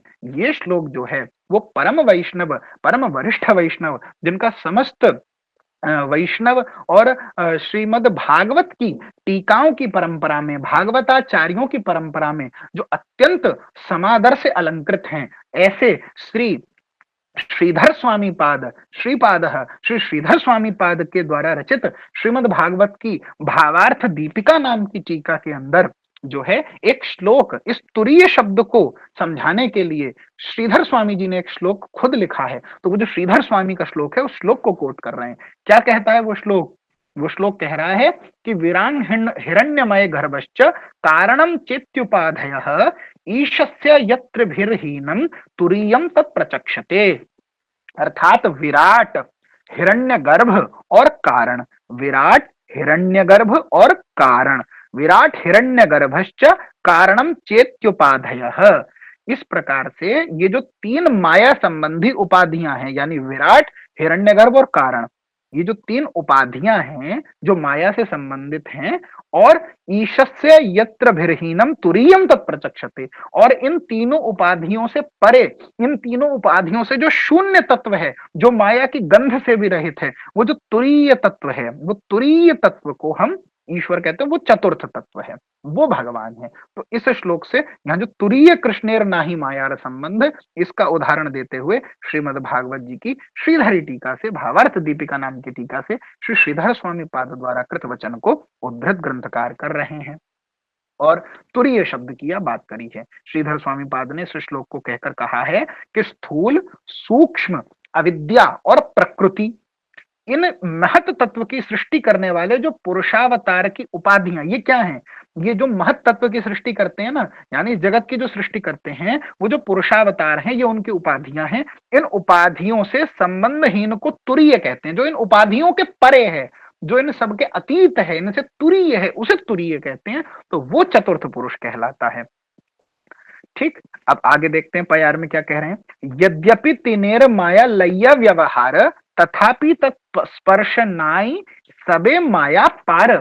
अर्थात यद्यपि ये तीनों अर्थात ये जो पुरुषावतार हैं, ये पुरुष जो हैं, ये माया को लेकर सृष्टि के कार्य में व्यवहार तो करते हैं, माया लया व्यवहार, ये माया के साथ सृष्टि के कार्यों में व्यवहार तो कर रहे हैं, परंतु तथापि तत्स्पर्श नहीं सबे माया पार, तथापि वे माया को स्पर्श नहीं करते, वो सब माया से कौन है? परे हैं, माया से अतीत हैं। ठीक है, उसके बाद आगे फिर से एक श्लोक जो है वो श्रीमद् भागवत से कोट किया है। इस श्लोक में यह कहना चाह रहे हैं कि किस प्रकार इस प्रपंच जगत में, ये जो जगत है ये प्रपंच है, तो इस प्रपंच जगत में अवतीर्ण होने के बाद भी प्रपंचातीत कैसे भगवान है, और यही भगवान की भगवत्ता है। श्रीमद् भागवत जी के प्रथम स्कंद के 11वें अध्याय में ये श्लोक आता है। इस श्लोक में श्री सूत जी इस श्लोक का वर्णन कर रहे हैं। जब द्वारिका नगरी में भगवान श्री कृष्ण अपनी नगरी में अपनी महिषियों के साथ जब समय व्यतीत कर रहे हैं, जब भगवान का विवाह हो गया है और द्वारिका नगरी में भगवान जो है वो अपनी महिषियों के साथ विराजमान होकर जो है आनंद कर रहे हैं, तब श्री कृष्ण जो है वो माया की गंध से सर्वथा रहित हैं, तुरीय हैं। इस बात को स्थापित करने के लिए सूत जी ने इस श्लोक को बोला है। वह श्लोक है, एतदीशनमीशस्य प्रकृतिस्थोपि तद्गुणैः प्रकृतिस्थोपि तद्गुणैः न युज्यते सदात्मस्थैर यथा बुद्धिस्तदाश्रया। अर्थात जिस प्रकार परम भागवत जनों की भगवान के प्रति जो शरणागत बुद्धि होती है, वो प्रकृति में स्थित होने पर भी प्राकृत गुणों से लिप्त नहीं होती, उसी प्रकार श्री भगवान प्रकृति के अंतर्गत इस प्रपंच जगत में अवस्थित होकर भी सुख और दुख आदि प्राकृत गुणों से कदापि लिप्त नहीं होते। कहना क्या चाह रहे हैं कि जैसे जो भगवान के भक्त हैं, वो भगवान के भक्त क्योंकि इस जगत में जरूर स्थित हैं, पर जिनकी बुद्धि पूर्ण रूपेण भगवान के प्रति समर्पित है, जो पूर्ण रूपेण भगवान के प्रति शरणागत हैं, ऐसे लोगों की बुद्धि में प्रकृति स्थित होने पर भी वो प्राकृत गुणों से लिप्त नहीं होते। इस मटेरियल वर्ल्ड में रह रहे हैं, पर इस मटेरियल वर्ल्ड के जो प्राकृतिक गुण हैं, ये गुण जो है उनका स्पर्श नहीं करते। जब भगवान के भक्त जो पूर्ण शरणागत है, जब उसकी यह स्थिति है, तो भगवान की तो बात ही क्या करी जाए, भगवान को कैसे कोई प्राकृतिक गुण स्पर्श कर लेगा। यह बात कहते हुए सूत जी ने श्लोक बोला है, न युज्यते। तो अर्थात उसी प्रकार श्री भगवान प्रकृति के अंतर्गत इस प्रपंच में अवस्थित जरूर हैं। ये दिख जरूर रहा है कि भगवान अपनी 16,108 महिषियों के साथ रमण कर रहे हैं, लीला कर रहे हैं, उनके साथ विराजमान हैं, और भगवान इतना सब उनके चारों ओर वो राज्य भी कर रहे हैं, राजा भी हैं, और उनके फिर संतान भी होगी। तो जैसे एक सामान्य मनुष्य जो है वो अपनी मटीरियल लाइफ में फंसा होता है, भगवान ऐसी लीला करते दिखाई दे रहे हैं, लेकिन ऐसा सोच नहीं लेना, क्योंकि प्राकृत गुणों से तो भगवान लिप्त ही नहीं हो सकते। कैसे? अगर उनका कोई भक्त मात्र हो जो केवल उनके प्रति पूर्ण शरणागत है, वो इस मटेरियल वर्ल्ड में रहकर जब उसकी बुद्धि का स्पर्श नहीं कर सकती मटेरियल वर्ल्ड के कोई भी गुण, तो इस प्राकृत जगत का गुण जब भगवान के भक्त को नहीं स्पर्श कर सकता, उसकी बुद्धि को नहीं स्पर्श कर सकता, तो उन भगवान को क्या स्पर्श करेगा। यह बात यहां कही गई है। परमेश्वर या उनकी वस्तुओं का यही ऐश्वर्य है, यही भगवत्ता है। दिस इज द पॉइंट जिसकी वजह से वो भगवान है। यही बात सिद्ध कर रही है कि वो भगवान है, क्योंकि वो इसमें रह के भी इससे स्पर्श नहीं। जैसे कमल का पुष्प जल के भीतर रहता है, कीचड़ में रहता है, पर रहकर भी जल की या कीचड़ की एक बूंद भी कमल पर नहीं रुकती है। उसीलिए तो भगवान के समस्त अंगों की, भगवान के मुख की और समस्त अंगों की तुलना, उपमा कमल से दी जाती है। क्यों? क्योंकि कमल का ये वैशिष्ट्य है, वो जल में रहता है और जल की बूंद भी उस पर नहीं लगती। इसी प्रकार भगवान लीला करने के लिए इस प्राकृत जगत में अवतार तो लेते हैं, पर प्राकृत जगत के प्राकृत गुणों से भगवान कदापि लिप्त नहीं होते, स्पर्श भी नहीं कर सकता ये गुण उनका। इसीलिए भगवान जो है वो वैशिष्ट्य हैं, और यही उनकी भगवत्ता है, यही उनकी भगवत्ता, यही चीज स्थापित कर रही है कि वो भगवान है। आगे आगे प्यार में क्या कह रहे हैं कि सेई तीन जनेर तुम्ही परम आश्रय, तुम्ही मूल नारायण इथे की संशय। अर्थात ब्रह्मा जी कह रहे हैं कि आप उन तीनों के आश्रय हो। किन तीनों के आश्रय हो? यानी क्षीरोदकशाई, गर्भोदकशाई, शाही, इन तीनों महाविष्णुओं के परम आश्रय कौन है? हे भगवान आप हो। आपकी जो विलास मूर्ति है, उसका जो चतुर्व्यूह है, अर्थात वासुदेव, संकर्षण, प्रद्युम्न और अनिरुद्ध, उन तीनों की के मूल हो। आपकी जो विलास मूर्ति है वो उन तीनों का मूल है। अब यहाँ दो तीन टर्म्स आ गए, विलास मूर्ति और ये सब आए, इसको अभी हम एक चार्ट के माध्यम से समझाते हैं। अब आगे इसमें कहा कि कैसे आप, इसमें कोई संशय नहीं है कि कैसे आप नारायण हो। तो हम एक बार आपको वो चार्ट दिखाते हैं, तो आपको थोड़ी क्लैरिटी आएगी कहना क्या चाह रहे हैं। इसको देखते हुए आप समझोगे। सबसे पहले आपको एक चित्र दिख रहा होगा, तो कैसे हमने बताया कि ये एक ब्रह्मांड है, ये जो पूरा एक वन यूनिवर्स दिख रहा है ये एक अंड है। इसके अंदर जो है हमने देखेंगे कि कैसे ये गर्भोदकशाही जो एक ब्रह्मांड या हिरण्यगर्भ, ये जो एक यूनिवर्स दिख रहा है ना यही हिरण्यगर्भ है। इसके अंतर्यामी कौन है? ये जो हमको गर्भोदशाही भगवान, ये जो भगवान आपको दिख रहे हैं, ये ये भगवान कौन है? इस ब्रह्मांड के अंतर्यामी है जी। ये भगवान इस ब्रह्मांड के, इन भगवान के नाभि से ये कमल निकला है। इस कमल के ऊपर आप देख पा रहे हो कि, एक मिनट,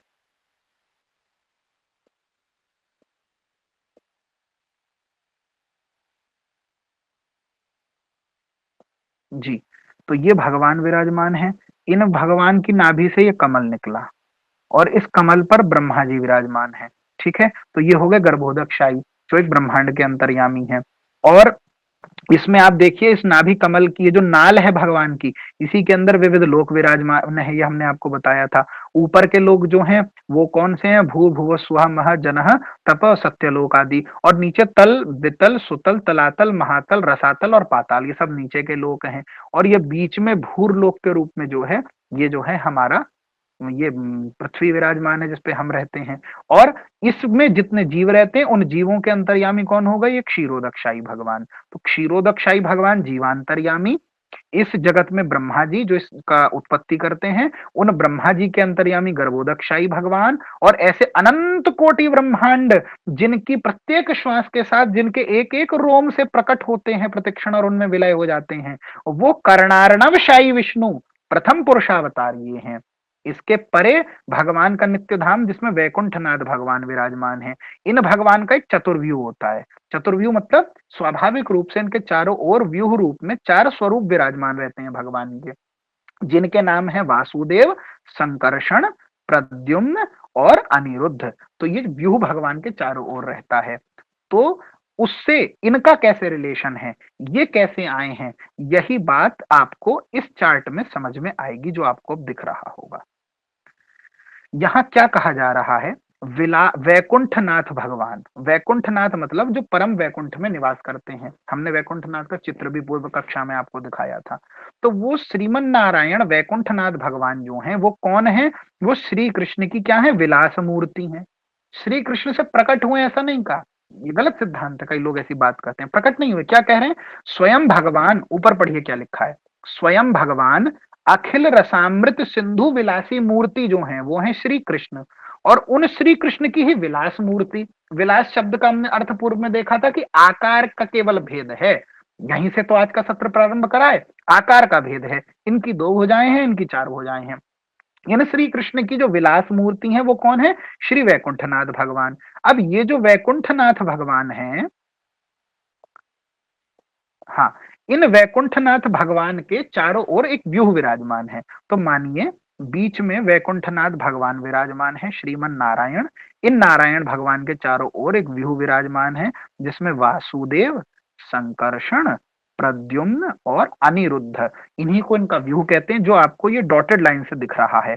महावासुदेव, महासंकर्षण, महाप्रद्युम्न और महा अनिरुद्ध। या महाशब्द जो लगाया गया है वो इस बात का द्योतक है कि ये द्वितीय व्यू है। द्वितीय व्यू अर्थात ये नित्य वैकुंठ में विराजमान व्यू है, क्योंकि ये अनंत व्यू है। जब भगवान के जितने भी स्वरूप विराजमान रहते हैं सभी स्वरूप के चारों ओर उनके आवरण में उनका व्यू रहता है। महाशब्द यहाँ ये डिनोट कर रहा है कि जो वैकुंठ में वैकुंठनाथ भगवान है ये उनका पर्सनल व्यू है, जो खास नित्य वैकुंठ त्रिपाद विभूति में जो वैकुंठ धाम है, उस वैकुंठ धाम में विराजमान वैकुंठनाथ भगवान का जो व्यू है वो व्यू जो है महावासुदेव, महासंकर्षण, महाप्रद्युम्न और महाअनिरुद्ध है। अब पुरुषावतार हमने आपको बताए थे, पुरुष किसे कहते हैं? तो ये है भौमा पुरुष। पुरुष सूक्त के जो प्रतिपाद्य भौमा पुरुष या महाकाल जिनको बोला जाता है, ये भौमा पुरुष भगवान है, जिनकी स्तुति श्रुति करती है सहस्र शीर्षा पुरुष सहस्राक्ष सहस्रपात सभूमिगम विश्वतो वृत्वा अत्यतिष्ठत् दशांगुलम पुरुष एवेदगुम सर्वम यद भूतम यच्च भव्यम उतामृतत्वस्येषानो यदन्नेनातिरोहति। ऐसा कहकर पुरुष सूक्त से जिनकी स्तुति करी जा रही है वो ये भौमा पुरुष भगवान है, ये भौमा पुरुष हैं। इन भौमा पुरुष से क्या होता है? तो ये तो हो गए पुरुष, और इस पुरुष के अब हुए अवतार। तो ये जो तीन दिख रहे हैं आगे ये कहलाते हैं पुरुषावतार। पुरुषावतार कौन हो गए? कर्णार्णवशाई, गर्भोदशाई और क्षीरोदशाई। कर्णार्णवशाई कौन? इनके चित्र भी आपको हमने दिखाए थे। कर्णार्णवशाई जो महासमष्टि के अंतर्यामी, समस्त ब्रह्मांडों के अंतर्यामी, यानी जिनके एक एक रोमकूप से अनंत कोटि ब्रह्मांड निकलते हैं, यानी कि कौन हो गए भगवान? ये वाले, ये जो कर्ण सागर में आपको ये भगवान दिख रहे हैं, ये कौन है? महासमष्टि अंतर्यामी कर्णार्णवशाई विष्णु भगवान। ठीक। अब ये कौन है? ये भौमा पुरुष के अवतार हैं, अर्थात पुरुष से ये प्रकट होते हैं, तो ये पुरुषावतार कहे जाते हैं। ठीक है, तो ये होगा कर्णार्णवशाई। फिर कर्णार्णवशाई से कौन प्रकट होता है? कर्णार्णवशाई से प्रकट होते हैं गर्भोदशाई भगवान। गर्भोदशाई कौन है? जो समष्टि के अंतर्यामी, समष्टि अर्थात एक सृष्टि के अंतर्यामी, अर्थात ब्रह्मांतर्यामी, अर्थात इनके रोमकूप से अनंत ब्रह्मांड निकले। ये जो देख रहे हैं आप कर्णार्णवशाई, उसमें से एक ब्रह्मांड में ब्रह्मा जी जो हैं वो जिनके नाभि कमल से प्रकट होते हैं, यानी एक ब्रह्मांड के अंतर्यामी, ये तो इन सब के अंतर्यामी हैं, ये सब की उत्पत्ति उनसे हुई। अब एक के अंदर जो विराजमान है गर्भ सागर के अंदर, वो गर्भोदक्षाई विष्णु भगवान, और इन्हीं की नामी कमल से ब्रह्मा का जन्म हुआ, तो ये ब्रह्मा के अंतर्यामी हो गए ना, हो गए, ये ब्रह्मा के कंट्रोलर हो गए, तो ये ब्रह्मांतर्यामी हो गए। कौन? गर्भोदशाई भगवान। और फिर इसी क्रम में हम देख रहे हैं कि इस चार्ट में तृतीय पुरुषावतार, अर्थात तो ये तृतीय पुरुषावतार क्षीरोदकशाही विष्णु, यानी ये है फर्स्ट, ये प्रथम पुरुषावतार है, गर्भोदकशाही है सेकंड द्वितीय पुरुषावतार, और क्षीरोदशाही है थर्ड तृतीय पुरुषावतार। ये कौन है? व्यष्टि अंतर्यामी, व्यष्टि अर्थात हर जीव के, वो कौन हो गए? ये क्षीरोदकशाही विष्णु भगवान, जो आपके, हमके, आपके और हमारे अलावा हम सब ये जो जगत में जीव हैं, इन जीवों के, यानी एक ब्रह्मांड में जितने जीव हैं उन सब जीवों के अंतर्यामी, वो होगा क्षीरोदकशाही भगवान। तो ये इस प्रकार से पुरुष से 3 पुरुषावतार होते हैं, ये बात यहां पर बताई गई है। ठीक है, महा का भी कॉन्सेप्ट आपको समझ में आ गया और ये भी समझ में आ गया। आगे चलते हैं, तो यहाँ क्या लिखा है देखिए, पुरुषावतार कर्णार्णवशाई, गर्भोदशाई और क्षीरोदशाई, ये 3 पुरुषावतार हैं और ये जो हैं ये पुरुष हैं। अब ये बात जी हमें समझ आ गई, और हमको ये बात भी समझ में आ गई पहली प्यार से कि कैसे श्री कृष्ण की विलास मूर्ति कौन है? नारायण भगवान। और हमें ये भी समझ में आ गई कि कैसे इनका व्यू, जो अभी अभी हमने लास्ट प्यार क्या पढ़ी कि से 3 जनेर तुम्ही परम आश्रय, तुम्ही मूल नारायण इथे की संशय। ये जो तीनों जन हैं, कौन तीनों जन? इनकी बात हो रही है। इन तीनों के आप ही तो आश्रय हो, पर इन तीनों का आश्रय तो ये है। तो इस बात को कैसे समझा जाएगा? अब समझिए, श्री कृष्ण भगवान अखिल रसामृत सिंधु विलासी गोलोक विहारी भगवान, इन भगवान की विलास मूर्ति श्री नारायण भगवान, इन भगवान का जो नित्य व्यू है वो महावासुदेव, महासंकर्षण, महाप्रद्युम्न और महानिरुद्ध, ये नित्य स्थित हैं, ये वैकुंठ छोड़ के नहीं जाते हैं, ये नित्य वैकुंठाधिपति हैं। नारायण भगवान वैकुंठ में बीच में बैठे हैं और उनके चारों ओर ये व्यू विराजमान है भगवान का। ठीक। अब ये जो व्यूह विराजमान है चारों ओर, यही व्यूह जब सृष्टि करने के लिए भगवान उद्यत होते हैं तब क्या होता है? कार्योन्मुखत्व, मतलब जब भगवान क्रियमाण होते हैं वहां तो वो नित्य स्थित हैं। अब क्रियमाण कौन होता है? ये वैकुंठनाथ नारायण भगवान तो विलास कर रहे हैं केवल श्रीभू और लीला देवी के साथ, श्रीभू लीला देवी के साथ नित्य वैकुंठ में ये नारायण भगवान रहते हैं। ये कुछ नहीं कर रहे, तो आनंद कर रहे हैं, समस्त विष्णु पार्षद उनकी सेवा कर रहे हैं। अब इन भगवान का जो व्यू है, इन व्यू के अंदर जो महावासुदेव भगवान हैं, ये महावासुदेव भगवान क्या करते हैं? इनका जो एक प्रकाश है वो प्रकाश है भौमा पुरुष, इनका कार्योन्मुखत्व है भौमा पुरुष। और ये भौमा पुरुष फिर मतलब जब ये भगवान वैकुंठ में है तो महावासुदेव के रूप में स्थित हैं, लेकिन जब जगत करने को उद्यत होते हैं तो पुरुष सूक्त में सहस्त्र शीर्षा पुरुषा करके जिनकी स्तुति करी, वो अनंत भगवान जिनके सहस्त्र शीर्ष पुरुष हैं, सहस्त्र पाद हैं, सहस्त्रों भुजाएं हैं, और उनके पूरे एक एक रोमकूप से अनंत कोटि सब कुछ प्रकट हो रहा है। ब्राह्मणोस्य मुखमासीत बाहुराजन्यकृतः उरु तदस्य यदवैश्यः पदव्यागम शूद्रो अजायत। पुरुष सूक्त को देखिए, उसमें यही तो है, कहां से क्या प्रकट हुआ है भगवान के? कहां से? चंद्रमा मनसो जातः चक्षुः सूर्यो अजायत मुखाद इंद्रश्चाग्निश्च प्राणाद वायुरजायत। भगवान चंद्रमा मनसो जातः, मन से चंद्रमा प्रकट हुआ, चंद्रमा मनसो जातः चक्षोह सूर्यो अजायता, नेत्रों से सूर्य का प्राकट्य हुआ, और मुखाद इंद्रश्चाग्निश्च, मुख से इंद्र और अग्नि प्रकट हुए, और प्राणाद वायु रजायता, भगवान के प्राण से वायु प्रकट हुई। किस प्रकार से ये भगवान का जो पुरुष सूक्त में आप जो स्वरूप देखते हैं वो ये भौमा पुरुष हैं जो ये कर रहे हैं। अब ये भौमा पुरुष जो हैं ये अवतार लेते हैं, तो इन भौमा पुरुष का प्रथम अवतार कर्णार्णवशाई, द्वितीय इनसे प्रकट हुए गर्भोदशाई, और इनसे प्रकट हुए क्षीरोदशाई। यहाँ डॉटेड लाइन दिख रही है, इसका मतलब है कि ये जो महासंकर्षण है इन्हीं का ये स्वरूप है। मतलब महावासुदेव का ही स्वरूप भौमा पुरुष होता है, महासंकर्षण का ही स्वरूप कर्णार्णवशाही है। संकर्षण का ही जो प्रकाश है, इनकी प्रकाश मूर्ति कर्ण सागर में विराजमान होकर क्या करती है, अखिल ब्रह्मांडों की सृष्टि करती है, अनंत कोटि ब्रह्मांड निकलते हैं। महाप्रद्युम्न की ही जो प्रकाश शक्ति है, इनका ही जो प्रकाश है वो गर्भोदकशाही, ये अपने प्रकाश गर्भोदकशाही से क्या करते हैं, ब्रह्मा की उत्पत्ति करते हैं और ब्रह्मांतर्यामी होते हैं। और इनके बाद जो महाअनिरुद्ध विराजमान है, इन्हीं की जो प्रकाश स्वरूप है वो है क्षीरोदकशाही विष्णु, और ये प्रत्येक जीव के अंतर्यामी होते हैं। इस प्रकार से पुरुषावतार कहलाते हैं। तो ये आज तक आप जो कर्णार्णवशाही क्षीरोदकशाही को कंफ्यूजन था, इस चार्ट के माध्यम से आपको ये चीजें बहुत अच्छे से क्लियर हो गई होगी कि किस तरीके से भगवान जो है वो विराजमान है। तो यहां तक हमने देखा। अब हम यहाँ एक एक्स्ट्रा बात और बता दें तो ये पूरा चार्ट एक्सप्लेन हो जाएगा। गर्भोदशाही को अगर आप देखें तो गर्भोदकशाही से नीचे क्या लिखा है, दो, लीलावतार और गुणावतार। तो हमने पूर्व में भी देखा था ना, लीलावतार और गुणावतार होते हैं। तो लीला अवतार कौन है, ये मत्स्य कूर्म वराह नृसिंह वामन परशुराम श्रीराम इत्यादि बुद्ध कल्कि आदि ये जो अवतार हैं ये कौन है, ये लीला अवतार। जब भगवान लीला संपादित करते हैं ये सब लीला अवतार कहलाते हैं, दशावतार आदि।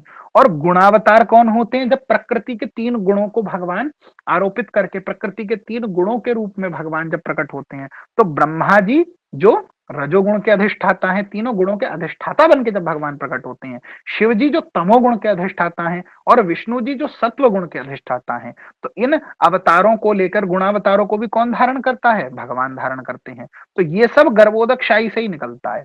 अब मैं बताऊं, ये जो गर्भोदकशाही के अंदर गुणावतार कैटेगरी है, और इस गुणावतार कैटेगरी में ये जो विष्णु है, ये विष्णु और कोई नहीं क्षीरोदकशाही ही है। अब समझ आया इनसे ये चार्ट कैसे आया आगे। गर्भोदकशाही भगवान से ही गुणावतार रूप में क्षीरोदकशाही विष्णु प्रकट होते हैं। तो आप जो देखते हैं ना कि ब्रह्मा जी आदि कभी स्तुति करने जाते हैं भगवान की, तो किसकी स्तुति करते हैं, वो सब ब्रह्मा जी अपने अंतर्यामी गर्भोदशाही भगवान की स्तुति करते हैं। वो यहाँ नहीं जाते हैं वैकुंठ में, यहाँ प्रवेश नहीं है, यहाँ पहुंचने की सामर्थ्य नहीं है। या जैसे आप देखते हो कि नारद जी आदि और बाकी सब जाते हैं, उनका उनका प्रवेश यहाँ नहीं है, इस लोक में प्रवेश नहीं है। ये भगवान का नित्य वैकुंठ विलासी है। यहाँ तो नित्य सूरी, नित्य सूरी अर्थात जो नित्य सिद्ध लोग हैं, जो नित्य वैकुंठ में रहते हैं, वहां भी ब्रह्मा जी अवस्थित हैं, वो उनका द्वितीय स्वरूप है। जैसे प्रकाश विलास होते हैं ना, ऐसे देवताओं के भी अलग अलग स्वरूप होते हैं। तो परम वैकुंठ के ब्रह्मा जी एक रूप से, ब्रह्मा जी का एक रूप वहां विराजमान रहता है, वो नित्य स्वरूप है भगवान के नित्य कैंकर्य करने के लिए। ऐसे ही नित्य कैंकर्य में भगवान के आवरण में जो ब्रह्मा जी आदि रहते हैं वो अलग देव हैं, वो अलग स्वरूप है उनका। और जो जगत में सृष्टि में आप देख रहे हो, जो पुराणों में जिनकी कथाएं पढ़ते हो, वो सब ये हैं गुणावतार कैसे प्रकट हो रहे हैं। तो इस प्रकार से पुरुष, फिर पुरुष के ये तीन हो गए हमारे पुरुषावतार। तो ये हमने यहाँ पर देखा, ये चार्ट आपको समझ आ गया होगा। तो अब जो हम पढ़ रहे थे, हम पुनः उस विषय पर चलते हैं। हम प्यार पढ़ रहे थे कि से तीन जनेर तुम्ही परम आश्रय, तुम्ही मूल नारायण इथे की संशय। अर्थात ये जो तीन हैं, यानी कर्णार्णवशाही, गर्भोदकशाही और क्षीरोदशाही, इन तीनों के परम आश्रय तो आप ही हो। देखा ना चार्ट में कैसे भगवान इनके परम आश्रय हैं।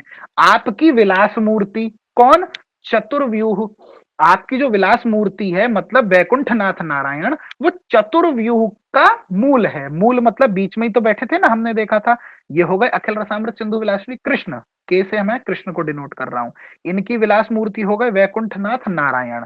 नारायण का व्यू हो गया वासुदेव, संकर्षण, प्रद्युम्न और अनिरुद्ध। तो क्या कह रहे हैं कि हे भगवान कृष्ण, आपकी जो विलास मूर्ति है वो मूर्ति किसका मूल है, आपकी विलास मूर्ति मूल है इन तीनों का। कौन तीनों का, कर्णार्णवशाही, गर्भोदशाही, क्षीरोदशाही। वो कौन है, वो तीनों महावास, महासंकर्षण, महाप्रद्युम्न और महानिरुद्ध के ही तो प्रकाश हैं। और वो तीनों जो हैं वो सब भौमा पुरुष से प्रकट हुए, और ये सब आपके व्यूह में रहते हैं नित्य। इसीलिए आप क्योंकि इन सबका मूल हो, इस कारण से ये तीनों नारायण भी आप पर आश्रित हैं और ये विलास मूर्ति आपकी है, मतलब अद्वय हो, आप में कोई अंतर नहीं है, इसीलिए आप मूल नारायण हो। अब समझ आया ब्रह्मा जी ने किस प्रकार से प्रूफ करा? तो इस प्रकार से ब्रह्मा जी के उत्तर के माध्यम से, यानी आप देखिए, जो भगवान ने पूछा कि मैं तो एक ग्वाल का बच्चा हूं, मैं तो कुछ नहीं जानता, तुम कैसे नारायण बोल रहे हो, ये पूछकर वास्तव में ब्रह्मा जी के मुख से इस रहस्य को भगवान उद्घाटित कराना चाह रहे हैं। इसीलिए भगवान ने यह बात पूछी ब्रह्मा जी से कि मैं तो एक ग्वाल का बच्चा हूं, मुझे एक्सप्लेन करो। तो ब्रह्मा जी के दिए हुए एक्सप्लेनेशन से आप और हम जीवों को भी ये ज्ञान हो जाए, इसीलिए भगवान ने उनसे ऐसे पूछा। तो किस प्रकार ब्रह्मा जी ने उत्तर देके बताया। तो इन सभी बातों से यह सिद्ध होता है, इसमें कोई संशय नहीं कि आप ही मूल नारायण हो। अब आगे चलते हैं, आगे क्या कह रहे हैं? से तीनेर अंशी पर व्योम नारायण, तेह तोमार विलास तुम्ही मूल नारायण। तो ब्रह्मा जी कह रहे हैं कि से तीनेर अंशी, उन तीनों के अंशी कौन हैं? कर्णार्णवशाई, गर्भोदशाई और क्षीरोदशाई, इन तीनों के जो अंशी हैं वो परव्योम नारायण, परव्योम नारायण अर्थात वैकुंठनाथ नारायण, जो हमने चार्ट में देखे थे। और वो परव्योम वैकुंठनाथ नारायण आपकी विलास मूर्ति है, इसीलिए हे श्री कृष्ण आप मूल नारायण हो। यह बात सिद्ध कर दी ब्रह्मा जी ने, आप मूल नारायण हो। आगे, अतएव ब्रह्म वाक्य परव्योम नारायण, तेहो कृष्णेर विलास ए तत्व विवरण। अतः अतएव इसीलिए ब्रह्मा जी के कथन अनुसार, ब्रह्म वाक्य, ब्रह्मा जी के वाक्य से अब ये सिद्धांत, ये तत्व स्थापित हो गया कि जो परम व्योमनाथ नारायण हैं वो श्री कृष्ण का विलास हैं। तो ब्रह्मा जी के इस कथन से यह बात स्थित होती है कि परव्योम में वैकुंठनाथ भगवान श्री नारायण श्री कृष्ण की विलास मूर्ति है। यह बात स्थापित हो गई, ए तत्व विवरण, यह बात ग्रंथकार कह रहे हैं। अब आगे ग्रंथकार बोल रहे हैं, ए श्लोक तत्व लक्षण भागवत सार, परिभाषा रूपे इहार सर्वत्राधिकार। यहां पर ग्रंथकार कह रहे हैं कि इस श्लोक में जो है वो तत्व लक्षण भागवत सार, इस श्लोक का जो तत्व लक्षण है वो श्रीमद् भागवत का क्या है? सार है, मतलब श्रीमद् भागवत का कंक्लूजन है। और यह परिभाषा रूप में भागवत में इसका सर्वत्र अधिकार है। अब ये एक थोड़ी सी बात है टेक्निकल समझने की, और बड़ी अच्छी बात है, और यहां से एक बात बहुत अच्छे से आपको क्लियर होगी। आपने कभी ना कभी ये बात सुनी होगी, अगर नहीं सुनी है तो हमसे सुन लीजिए। कुछ मार्ग के लोग और कुछ लोग ऐसा है कि कहते हैं कि श्रीमद् भागवत जी के वो 3 अध्यायों को नहीं मानते। अब 3 नहीं मानेंगे तो 18,000 अध्याय पूरे नहीं, 18,000 श्लोक पूरे नहीं होंगे। अब पता नहीं, इसका तो उन पर कोई उत्तर नहीं है। कुछ आचार्यों ने, भागवत के कुछ टीका करने वाले आचार्यों ने क्या करा, 3 अध्यायों पर टीका नहीं करी। उसमें सुरवध वगैरह के अध्याय और ये ब्रह्म विमोहन लीला जो आती है ना, कि ब्रह्मा जी का मोहन हो गया, ब्रह्मा जी जब बछड़ों को चुरा कर ले गए और फिर भगवान की स्तुति, तो ये जो इंपॉर्टेंट श्लोक जिससे हम इतना इंपॉर्टेंट कह रहे हैं, जिसको अभी ग्रंथकार कह रहे हैं कि ये तो भागवत का सार है, ये श्लोक जिन अध्यायों में आता है उन अध्यायों को कुछ लोग कहते हैं या कुछ आचार्यों ने ऐसा माना है पूर्ववर्ती, उस पर टीका नहीं करी। अब टीका न करी तो कुछ लोग उसका ये कारण देते हैं इसीलिए नहीं करी क्योंकि ये ठीक नहीं है। ऐसा वो क्यों कहते हैं? क्योंकि इससे उनके सिद्धांत का खंडन हो जाता है। अब उन्होंने तो अपने मन से जो भी कुछ कहानी बनाई होगी भगवान की इस थियोलॉजी को समझने के लिए। अब इससे प्रॉब्लम ये होती है, उनका प्रायः वो लोग एक तर्क देते हैं, वो ये कहते हैं कि जब भगवान ने ब्रह्मा जी को पूर्व में ज्ञान दे दिया है, उन्होंने बताया कि मैंने ब्रह्मा को ज्ञान दिया, तो ब्रह्मा मोहित कैसे हो सकते हैं? जब भगवान ने खुद ब्रह्मा को ज्ञान दिया तो ब्रह्मा मोहित कैसे होगा इस बात पे? ऐसी बात करके वो कहते हैं कि ये बेकार है, और इस पर हम टीका नहीं करेंगे भागवत के इस अंश पे, क्योंकि इसको वो एक्सप्लेन नहीं कर पा रहे। तो इसका सार ये है, भगवान ने ब्रह्मा जी को ज्ञान दे दिया है, देने के बाद ही ये वार्ता भगवान ब्रह्मा जी से कर रहे हैं, उसके बाद में ही डिस्कशन कर रहे हैं। इसको समझा उसके ही आलोक में जाएगा, मतलब जिस कारण से इसकी और प्रामाणिकता सिद्ध हो रही है ब्रह्म वाक्य की, परंतु इस ब्रह्म वाक्य में कैसे भगवान नारायण विलास मूर्ति है श्री कृष्ण की और कैसे श्री कृष्ण मूल नारायण है, ये बात वो अपने सिद्धांत से समझा नहीं पा रहे, इसीलिए वो लोगों ने कह दिया कि ये तो तीनों अध्याय गलत है, इनको हटा दो।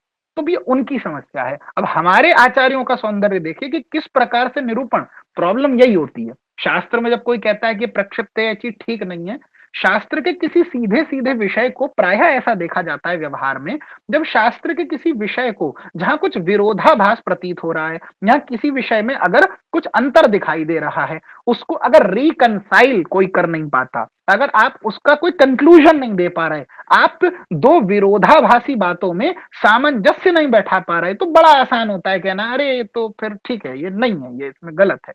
तो कहना तो बहुत आसान है, वो इसीलिए आसान है क्योंकि उसको प्रूफ करना बहुत कठिन है, उसे रिकंसाइल करना बहुत कठिन है।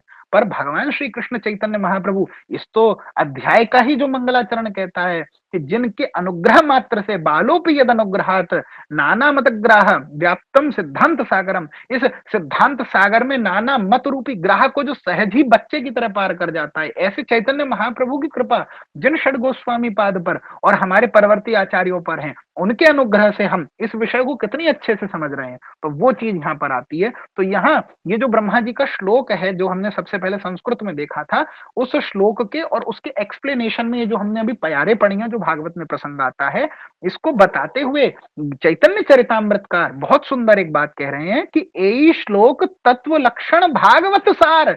ये जो श्लोक है ये तत्व लक्षण दे रहा है ना, इस श्लोक का जो तत्व लक्षण ही है।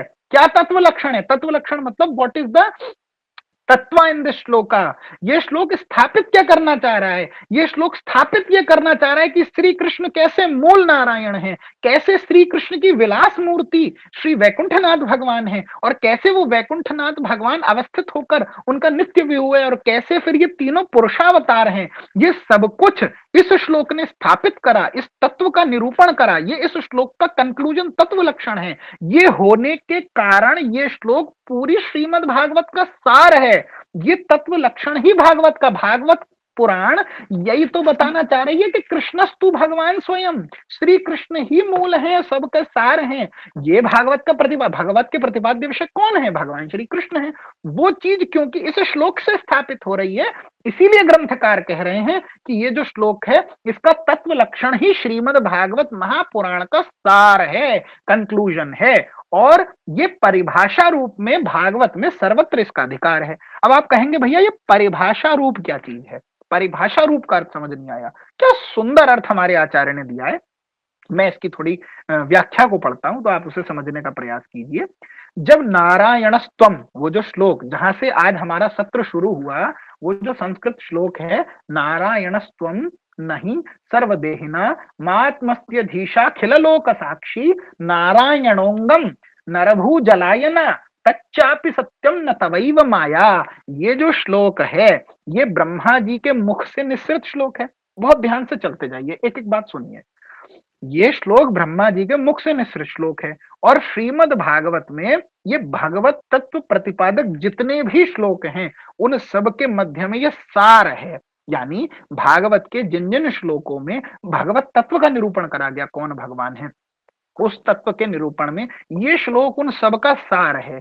क्यों सार है, क्यों श्रेष्ठ है? क्योंकि इस श्लोक में यह स्थापित हो गया कि कैसे श्री कृष्ण मूल नारायण है, कैसे श्री कृष्ण की विलास मूर्ति नारायण से सभी पुरुषावतार उनके व्यूह आदि से प्रकट होते हैं। अब यहां पर कहा, इसीलिए कहा कि एक तो ये सबका सार है, ये श्लोक श्रेष्ठ है, और परिभाषा है। अब परिभाषा का क्या अर्थ होता है? तो परिभाषा शब्द का अर्थ यहां पर क्या बता रहे हैं, श्रीमद् भागवत के दशम स्कंद के अंदर उसकी जब टीका कर रहे हैं श्री विश्वनाथ चक्रवर्ती ठाकुर, तो विश्वनाथ चक्रवर्ती ठाकुर परिभाषा शब्द की को बताते हुए क्या कह रहे हैं कि क्या होता है परिभाषा? परिभाषा हेक देशस्था सकलम शास्त्रम अभिप्रकाशयति यथा वेश्म प्रदीप इति। तो परिभाषा शब्द की डेफिनेशन, परिभाषा को समझाते हुए कह रहे हैं कि जिस प्रकार एक कक्ष के अंदर, एक कमरे के अंदर एक दीपक को रख दिया जाए, तो दीपक किसी एक कोने में रखा जाएगा या किसी एक स्थान पे ही? तो पूरे कमरे में थोड़ी दीपक एक जगह रखा है। एक जगह रखा हुआ दीपक जिस एक स्थान पर रह के भी जिस प्रकार संपूर्ण कक्ष को प्रकाशित कर देता है, आलोकित कर देता है, उसी प्रकार शास्त्र में कोई एक ऐसा वचन जो शास्त्र में प्राप्त तो एक स्थान पर हो रहा है, परंतु वहां रहकर वो संपूर्ण शास्त्र को प्रकाशित कर देता है, वो परिभाषा कहलाता है। क्योंकि ये श्लोक भागवत के अंदर जिस स्थान पर स्थित है और जब ये तत्व का लक्षण करता है तो श्री कृष्ण को सबका सार बता देता है। इसीलिए ये श्लोक भागवत रूपी कक्ष में उस दीपक के समान है जिसने भागवत के बाकी जितने भी श्लोक हैं, पूरी भागवत पुराण में जिन जिन जगहों पर भगवान के तत्व का निरूपण है, उन सभी स्थानों को प्रकाशित इस श्लोक ने करा। इस श्लोक के माध्यम से सब कुछ रिकंसाइल करा जाएगा। ये श्लोक इंपॉर्टेंट है। अब सोचिए कोई इसी श्लोक को जिस अध्याय में आता है उस अध्याय को ही छोड़ देगा तो ऐसी भागवत की व्याख्या का क्या ही आधार रहेगा जब आपने परिभाषा को ही हटा दिया। यह हमारे आचार्यों का मत है कि यह परिभाषा स्वरूप है। आगे क्या कह रहे हैं, तात्पर्य इसका यह है कि ब्रह्मा जी के द्वारा जो कहा गया ये श्लोक है, इसके अनुसार श्री कृष्ण ही मूल नारायण है और परव्योमनाथ श्री वैकुंठनाथ नारायण भगवान उनके अंश विशेष अर्थात उनकी विलास मूर्ति हैं। ये प्रमाणित हुआ है श्लोक के द्वारा, इसीलिए ये सबसे इंपॉर्टेंट श्लोक है। अब जो तर्क विपक्षी क्या देते हैं कि हम क्यों नहीं मानते इन अध्यायों को, क्योंकि भगवान ने कहा मैंने पूर्व में ज्ञान दिया। क्या कहा आप सुनिए, भगवान श्री कृष्ण ने कल्प के प्रारंभ में ब्रह्मा जी को स्वयं ज्ञान दिया था। यानी भगवान ने कहा मैंने खुद पर्सनली पढ़ाया है ब्रह्मा जी को, और अपने भगवत तत्व ज्ञान का मूल जो है वो वेदवाणी को भगवान ने कह रहे हैं कि मैंने वेद दिए ब्रह्मा जी को, मैंने अपना मूल ज्ञान ब्रह्मा को दिया। उसका प्रमाण तो भागवत के एकादश स्कंध के 14वें अध्याय के 3रे श्लोक में भगवान कह रहे हैं, कालेन नष्टा प्रलये वाणीयम वेद संहिता मया अदौ ब्रह्मणे प्रोक्ता धर्मो यस्याम मदात्मकः। इस श्लोक में भगवान ने कहा कि कैसे मैंने स्वयं ब्रह्मा जी को भगवत तत्व का विज्ञान जो है वो पूर्व में दे दिया था। ये बात भगवान ने कही। अब भगवान की इस बात को अगर आप इस बात से जोड़ो तो क्या कंक्लूजन निकलेगा, जब भगवान कह रहे हैं मैं पहले पर्सनली ब्रह्मा को ये ज्ञान दे चुका हूं, इससे सिद्ध होता है कि ब्रह्मा जी के वाक्य की प्रामाणिकता सर्वोपरि है। यानी नारायणस्त्वम इस श्लोक में श्री कृष्ण मूल नारायण है और कैसे परव्योमनाथ नारायण उनका विलास उनके अंश विशेष हैं। ये जो ब्रह्मा जी का कथन इस श्लोक में है ये सबसे स्पेशल, और क्योंकि ये ब्रह्मा का वाक्य है इसीलिए ये श्लोक सबसे इंपॉर्टेंट है, क्योंकि भगवान कह चुके हैं मैं ब्रह्मा को पढ़ा चुका हूं। तो भगवान ने पर्सनली ब्रह्मा जी को ज्ञान दे दिया तो ब्रह्मा जी का वाक्य सबसे इंपॉर्टेंट हो गया नहीं हो गया, ये कंक्लूजन निकला। अब विपक्ष की प्रॉब्लम ये है कि जो विपक्षी हैं वो क्योंकि नारायण स्वयं श्लोक को एक्सप्लेन नहीं कर पा रहे और भगवान ने कहा मैंने ब्रह्मा जी को ज्ञान दिया, तो कंक्लूजन तो यह निकलना था कि भगवान के ब्रह्मा जी को ज्ञान देने के कारण ब्रह्मा का वाक्य सबसे ज्यादा प्रमाण होगा, तो सबसे इंपॉर्टेंट ये श्लोक है। तो हम तो इस चीज को ऐसे लेते हैं। और विपक्षी क्या कहता है, विपक्षी कहता है कि भगवान ने कहा कि मैंने ब्रह्मा जी को ज्ञान दे दिया और ब्रह्मा जी जो हैं वो अब कह रहे हैं कि मैं मोहित हो गया, और ब्रह्मा जी के नारायण स्तंभ श्लोक के वो एक्सप्लेन नहीं कर पा रहे क्योंकि उनका सिद्धांत डगमगा जाएगा। तो उनने वो तीनों चैप्टर ही हटा दिए जिसमें श्लोक श्लोक छोड़ दो चैप्टर ही हटा दिया कि बोले ये तो हो ही नहीं सकता। तो वो इस चीज को कैसे ले गए कि जब भगवान ने ब्रह्मा जी को पूर्व में ज्ञान दे ही दिया है सारा, तो फिर भगवान जो है वो ब्रह्मा जी मोहित ही नहीं हो सकते। तो बस एक बात को लेकर के एक बेकार का सा ये एक क्रम है जो वो आक्षेप आदि भी कर देते हैं कि आप ऐसा क्यों करते हैं, पर ऐसा नहीं है। तो ये सार है हमारा, इस बात को बता करके किसी अन्य विषय में जाना नहीं है। हमको इस बात से मतलब नहीं है कौन क्या मानता है। अरे 3 अध्याय छोड़ो तुम सारी काट दो भागवत, हमको क्या मतलब है, हमको इससे कोई अभी फर्क नहीं पड़ता, हमें तो अपनी उपासना करनी है।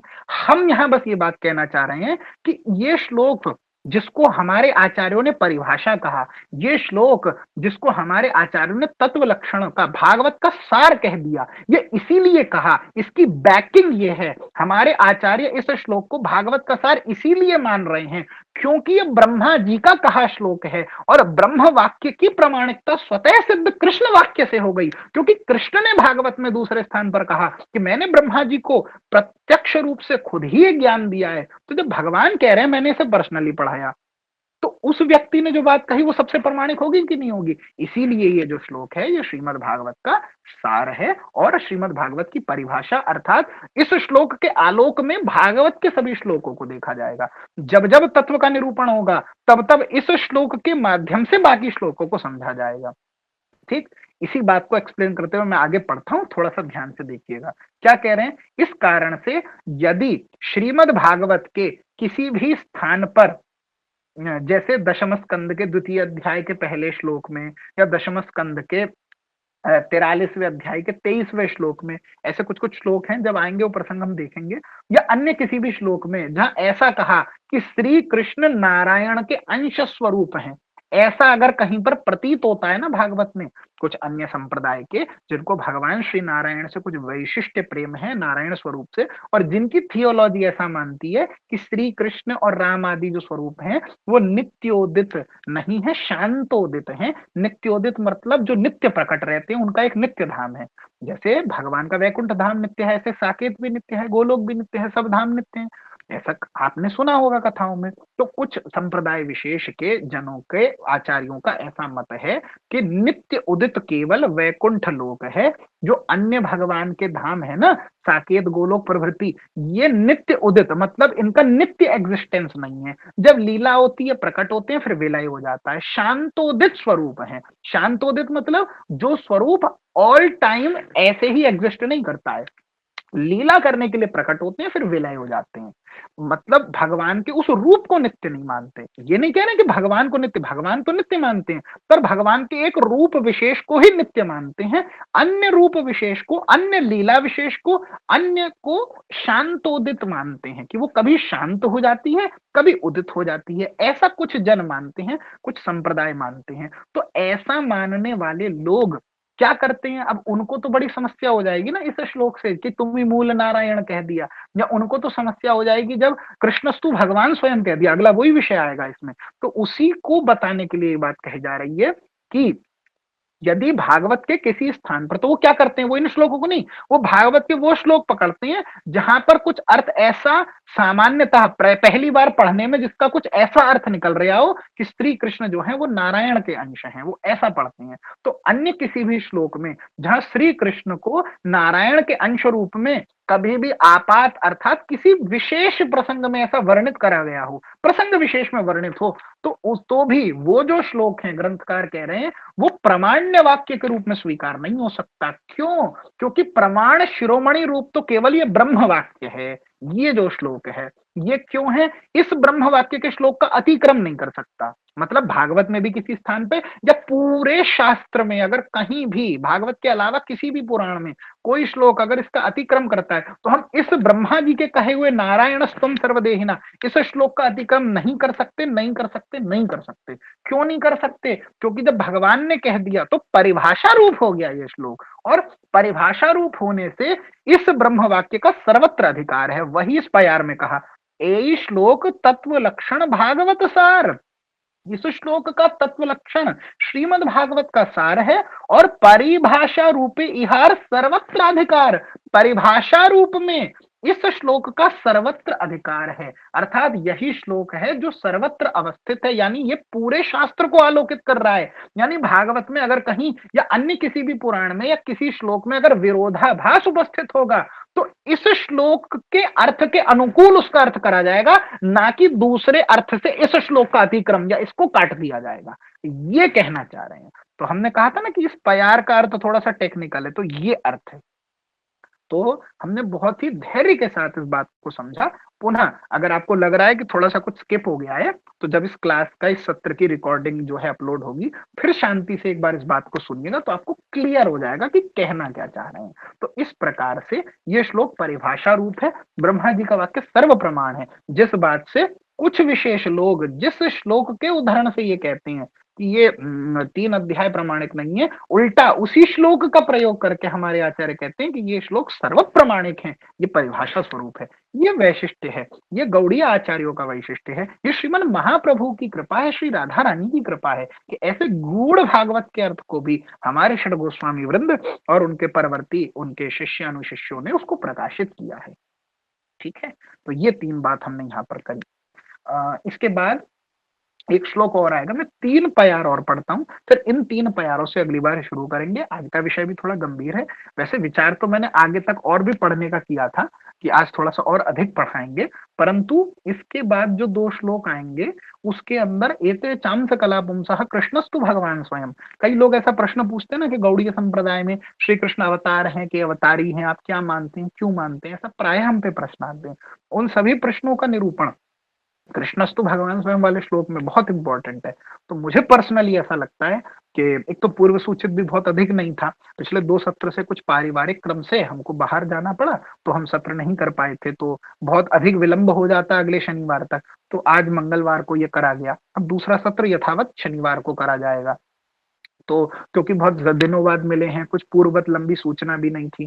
फिर जैसे आप लोग प्रिपेयर भी सैटरडे के लिए रहते हैं, आज मंगलवार है तो शायद सब लोग उतने उपलब्ध ना हो, इस कारण से आज अभी हम यहाँ तक रखेंगे और अगले सत्र में हम इसको आगे, क्योंकि वो श्लोक बहुत इंपॉर्टेंट है, उसको फ्रेश दिमाग से हम लेकर के चलेंगे। और अगले सत्र में पूरा प्रयास हमारा रहेगा कि जो द्वितीय परिच्छेद है वो पूर्ण हो जाएगा। अगले सत्र में भगवान की शक्तियों का भी वर्णन आएगा जो आप लोग सुनते हैं। तो अभी हम आगे के 3 प्यार और पढ़ रहे हैं, उसके बाद हम रुकेंगे। तो क्या है इसकी अगली प्यार? ब्रह्म आत्मा भगवान कृष्णेर विहार, ए अर्थ ना जानी मूर्ख अर्थ करे आर। आगे कह रहे हैं कि ओके, इस पीडीएफ में इसके आगे का प्यार नहीं है, तो चलिए, मतलब हमको भगवान भी कह रहे हैं कि बेटा आप इसी तक पढ़ाओ, इसके आगे नहीं। तो ये पीडीएफ में इसके आगे का है नहीं, इसके आगे का जो है फिर हम अगले सेशन में करेंगे। अगले सेशन में हम एक चैतन्य चरितामृत के मूल का ही एक पीडीएफ बनाकर ला कर रखेंगे, तो उससे हम चलेंगे। तो अगले प्यार में क्या कहा? ब्रह्म आत्मा भगवान कृष्णेर विहार, ए अर्थ न जानी मूर्ख अर्थ करे आर। अर्थात ब्रह्म, परमात्मा और भगवान, ये सभी श्री कृष्ण के कौन है? प्रकाश हैं। किंतु इसका ये अर्थ न जानकर मूर्ख लोग इसका दूसरा अर्थ करते हैं। अब वो क्या अर्थ करते हैं वो अगली प्यार में आएगा। तो तब तक के लिए अगले सत्र का हम प्रतीक्षा करते हैं। शनिवार को देखेंगे कि मूर्ख लोग क्या अर्थ करते हैं इसका, और फिर उसका क्या खंडन है, किस प्रकार से श्री कृष्ण और नारायण में भेद। अब ये जो हमने बताया ना विलास, अब कई लोग ये फालतू का आक्षेप पढ़ते तो है नहीं, बस आक्षेप कर देंगे कि अरे तुमने तो नारायण और कृष्ण में भेद कर दिया। तो ग्रंथकार खुद प्रत्यक्ष प्रमाण देके खंडन करेंगे इस बात का कि श्री नारायण और श्री कृष्ण में कोई भेद नहीं है। तो उनके भेद विचार का खंडन करेंगे, और उसके बाद में श्री कृष्ण के अवतार और श्री कृष्ण के अंश होने का खंडन करेंगे, श्री कृष्ण की स्वयं भगवत्ता को स्थापित करेंगे। उसके बाद उस स्वयं भगवत्ता को स्थापित करने के लिए हम बहुत सारी प्यार देखेंगे। स्वयं भगवान, कृष्णस्तु भगवान स्वयं में स्वयं भगवान शब्द का क्या अर्थ है इसको देखेंगे। फिर पुराण लक्षणों के विचार से कैसे नारायण की जगह भगवान श्री कृष्ण का मूल आश्रयत्व सिद्ध हो रहा है ये देखेंगे। श्री कृष्ण ज्ञान की हम मूल कथा को देखेंगे। भगवान के फिर विलास, 6 प्रकार के विलास होते हैं, और भगवान के 2 प्रकार के अवतार हैं। विलास भेद से भगवान के कितने भेद हैं, भगवान की शक्ति, माया शक्ति का वैभव, जीव शक्ति, चित्त शक्ति, शक्तियों का पिछली बार भी एक ने किसी ने शक्ति पे प्रश्न पूछा था, उस पूरे को देखेंगे। और इस प्रकार से स्वरूप और शक्ति वर्गों का अवस्थान, भगवान के स्वरूप को देखेंगे। कैसे श्री चैतन्य महाप्रभु जो है वो स्वयं अवतारी हैं, और श्री चैतन्य महाप्रभु कैसे स्वयं भगवान श्री कृष्ण हैं। और जब भी किसी भी विष्णु नाम से भगवान को संबोधित करा जाए तो उसमें कोई दोष नहीं है। इस प्रकार से यह सब देखकर हमारा द्वितीय परिच्छेद पूर्ण होगा, और फिर तीसरे अध्याय पर हम पहुंचेंगे। तो अगली बार अच्छे से फ्रेश होके शनिवार को आइएगा, तैयार होके। हमको शनिवार को हर हालत में द्वितीय परिच्छेद पूर्ण करना है, तो बहुत अच्छे से उस दिन आइएगा आप रिलैक्स होकर, तब हम तीसरे मतलब द्वितीय परिच्छेद को पूर्ण करेंगे, और फिर उसके अगले सत्र से हम तीसरा अध्याय या तीसरा परिच्छेद प्रारंभ करेंगे। ठीक, तब तक के लिए जो है आप सबको बहुत बहुत शुभकामनाएं कि आप इस सत्र से जुड़ रहे हैं और महाप्रभु की कृपा को प्राप्त कर रहे हैं। आज के सत्र से संबंधित मैं पुनः कह दूं, आज के सत्र से संबंधित अगर किसी बात पर किसी को कोई प्रश्न है वो प्रश्न पूछ सकते हैं। मैं चैतन्य सिद्धांत परिषद के किसी भी मेंबर को बोलता हूं कि आप कोई भी कोऑर्डिनेट प्लीज कर लीजिए एक बार मेरे लिए प्रश्नों के लिए। या तो ऋषिकेश जी आप कर लीजिए, या कोई भी कर लीजिए, और एक बार ठीक है आप कर।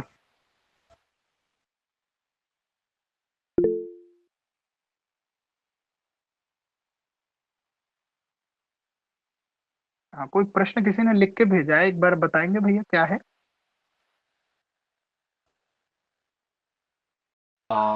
जैसे आपने कहा कि नारायण और कृष्ण में केवल आकार का अंतर है, तो मेरा क्वेश्चन है कि नारायण और कृष्ण में रस में भेद है कि नहीं? जैसे नारायण नित्य धाम में गैया चरण या मटकी फोड़ना वो नहीं कर सकते हैं, ये हम्म। प्रश्न है। हाँ बिल्कुल, रस में तो भेद है। भगवान श्री कृष्ण का जो स्वरूप है उसमें वेणु माधुरी लीला, भगवान की 4 प्रकार की माधुरी है। जो श्री कृष्ण रूप में प्रकट होती है, जो अन्य किसी भी स्वरूप में भगवान के तदेकात्म रूप भी जो है वहां भी कहीं प्रकट नहीं होती। ये चार माधुरियां केवल श्री कृष्ण में ही प्रकट होती हैं, इसीलिए रस का बिल्कुल भेद है। और ये सब डिटेल से हम आगे सत्र में देखेंगे। और कोई प्रश्न?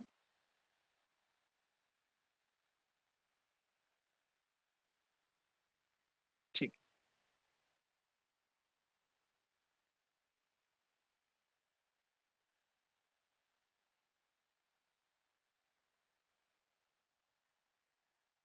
आई थिंक सो किसी का कोई प्रश्न नहीं है। ठीक है। हाँ जी ठीक है। तो फिर हम अगले सत्र में शनिवार को मिलते हैं। तब तक खूब खूब आनंद से भगवान श्री कृष्ण चैतन्य महाप्रभु की इस दिव्य लीला कथा चैतन्य चरितामृत ग्रंथ का आप लोग आस्वादन कीजिए। हमने पूर्व में भी कहा था कि मूल ग्रंथ के पाठ का अभ्यास करिए। और कई लोग जो ग्रंथ को नहीं ले पा रहे या हमसे पूछा था कौन सा लें, तो हम अगले सत्र तक प्रयास पूरा करेंगे कि जो चैतन्य चरितामृत की मूल प्रति है, जिसमें केवल मूल मूल प्यार होगी, कोई अर्थ नहीं होगा, वो एक बुक, उस पूरी बुक का एक पीडीएफ हम प्रयास करके अपलोड करने की कोशिश करेंगे। चैतन्य सिद्धांत परिषद के आर्काइव पर उसका लिंक आपको भेज दिया जाएगा, आप वहां से उसे डाउनलोड कर सकते हैं। तो जो हमने आपसे प्रार्थना करी थी कि आप मूल को जो है अभ्यास में लाइए, तो आप उससे पाठ कर सकते हैं। पीडीएफ का ये भी लाभ है कि अगर आप पर फिजिकल बुक प्रेजेंट है तो ग्रंथ की मर्यादा रहती है। आप अगर भगवान के सन्मुख पाठ करते हैं, हमारी भी जो मूल पोथी है वो भगवान के सन्मुख रहती है, हम उसकी नित्य सेवा पूजा भी करते हैं। तो कई बार हम पढ़ाने बैठे हैं, अपरस या शुद्ध अवस्था में नहीं है तो छू नहीं पाते, लेकिन ग्रंथ का पाठ तो किसी भी अवस्था में करा जा सकता है। इसीलिए पीडीएफ से ये लाभ होता है कि मानिए आप ट्रैवल भी कर रहे हैं, मानिए आप अपने कार्य क्षेत्र में ऑफिस में बैठे हैं या आप घर का कोई काम भी कर रहे हैं, तो भी आप अपने बिस्तर पे भी बैठे हैं तो वहां बैठकर भी मूल ग्रंथ यदि हमारे पूजनीय हैं, उनकी मर्यादा है उसको बिस्तर पे या किसी ऐसे स्थान पर रखने की, तो पीडीएफ के माध्यम से बड़ी सरलता से पाठ करा जा सकता है। तो फिर एक परिच्छेद का पाठ करने में हार्डली जो है वो 10 मिनट भी हमने अधिक कह दिए, 6 से 7 मिनट में जो है पाठ हो जाता है। आप गा गा कर भी करेंगे ना तो भी 5-6 मिनट में पाठ हो जाएगा एक परिच्छेद का। तो वो हम एक पीडीएफ प्रयास करेंगे पूरी कि इस सप्ताह के अंत तक आपको उपलब्ध करा दें। और फिर जो हम पढ़ाते हैं ना उसमें भी उसी टेक्स्ट की पीडीएफ से हम पढ़ाया करेंगे, तो वो मूल मूल दिखता रहेगा, उसका आप अभ्यास कर लीजिएगा। और ठीक है, तो फिर अगले सत्र में मिलते हैं। श्री राधा रमण लाल की जय। महाप्रभु श्री कृष्ण चैतन्य देव की जय।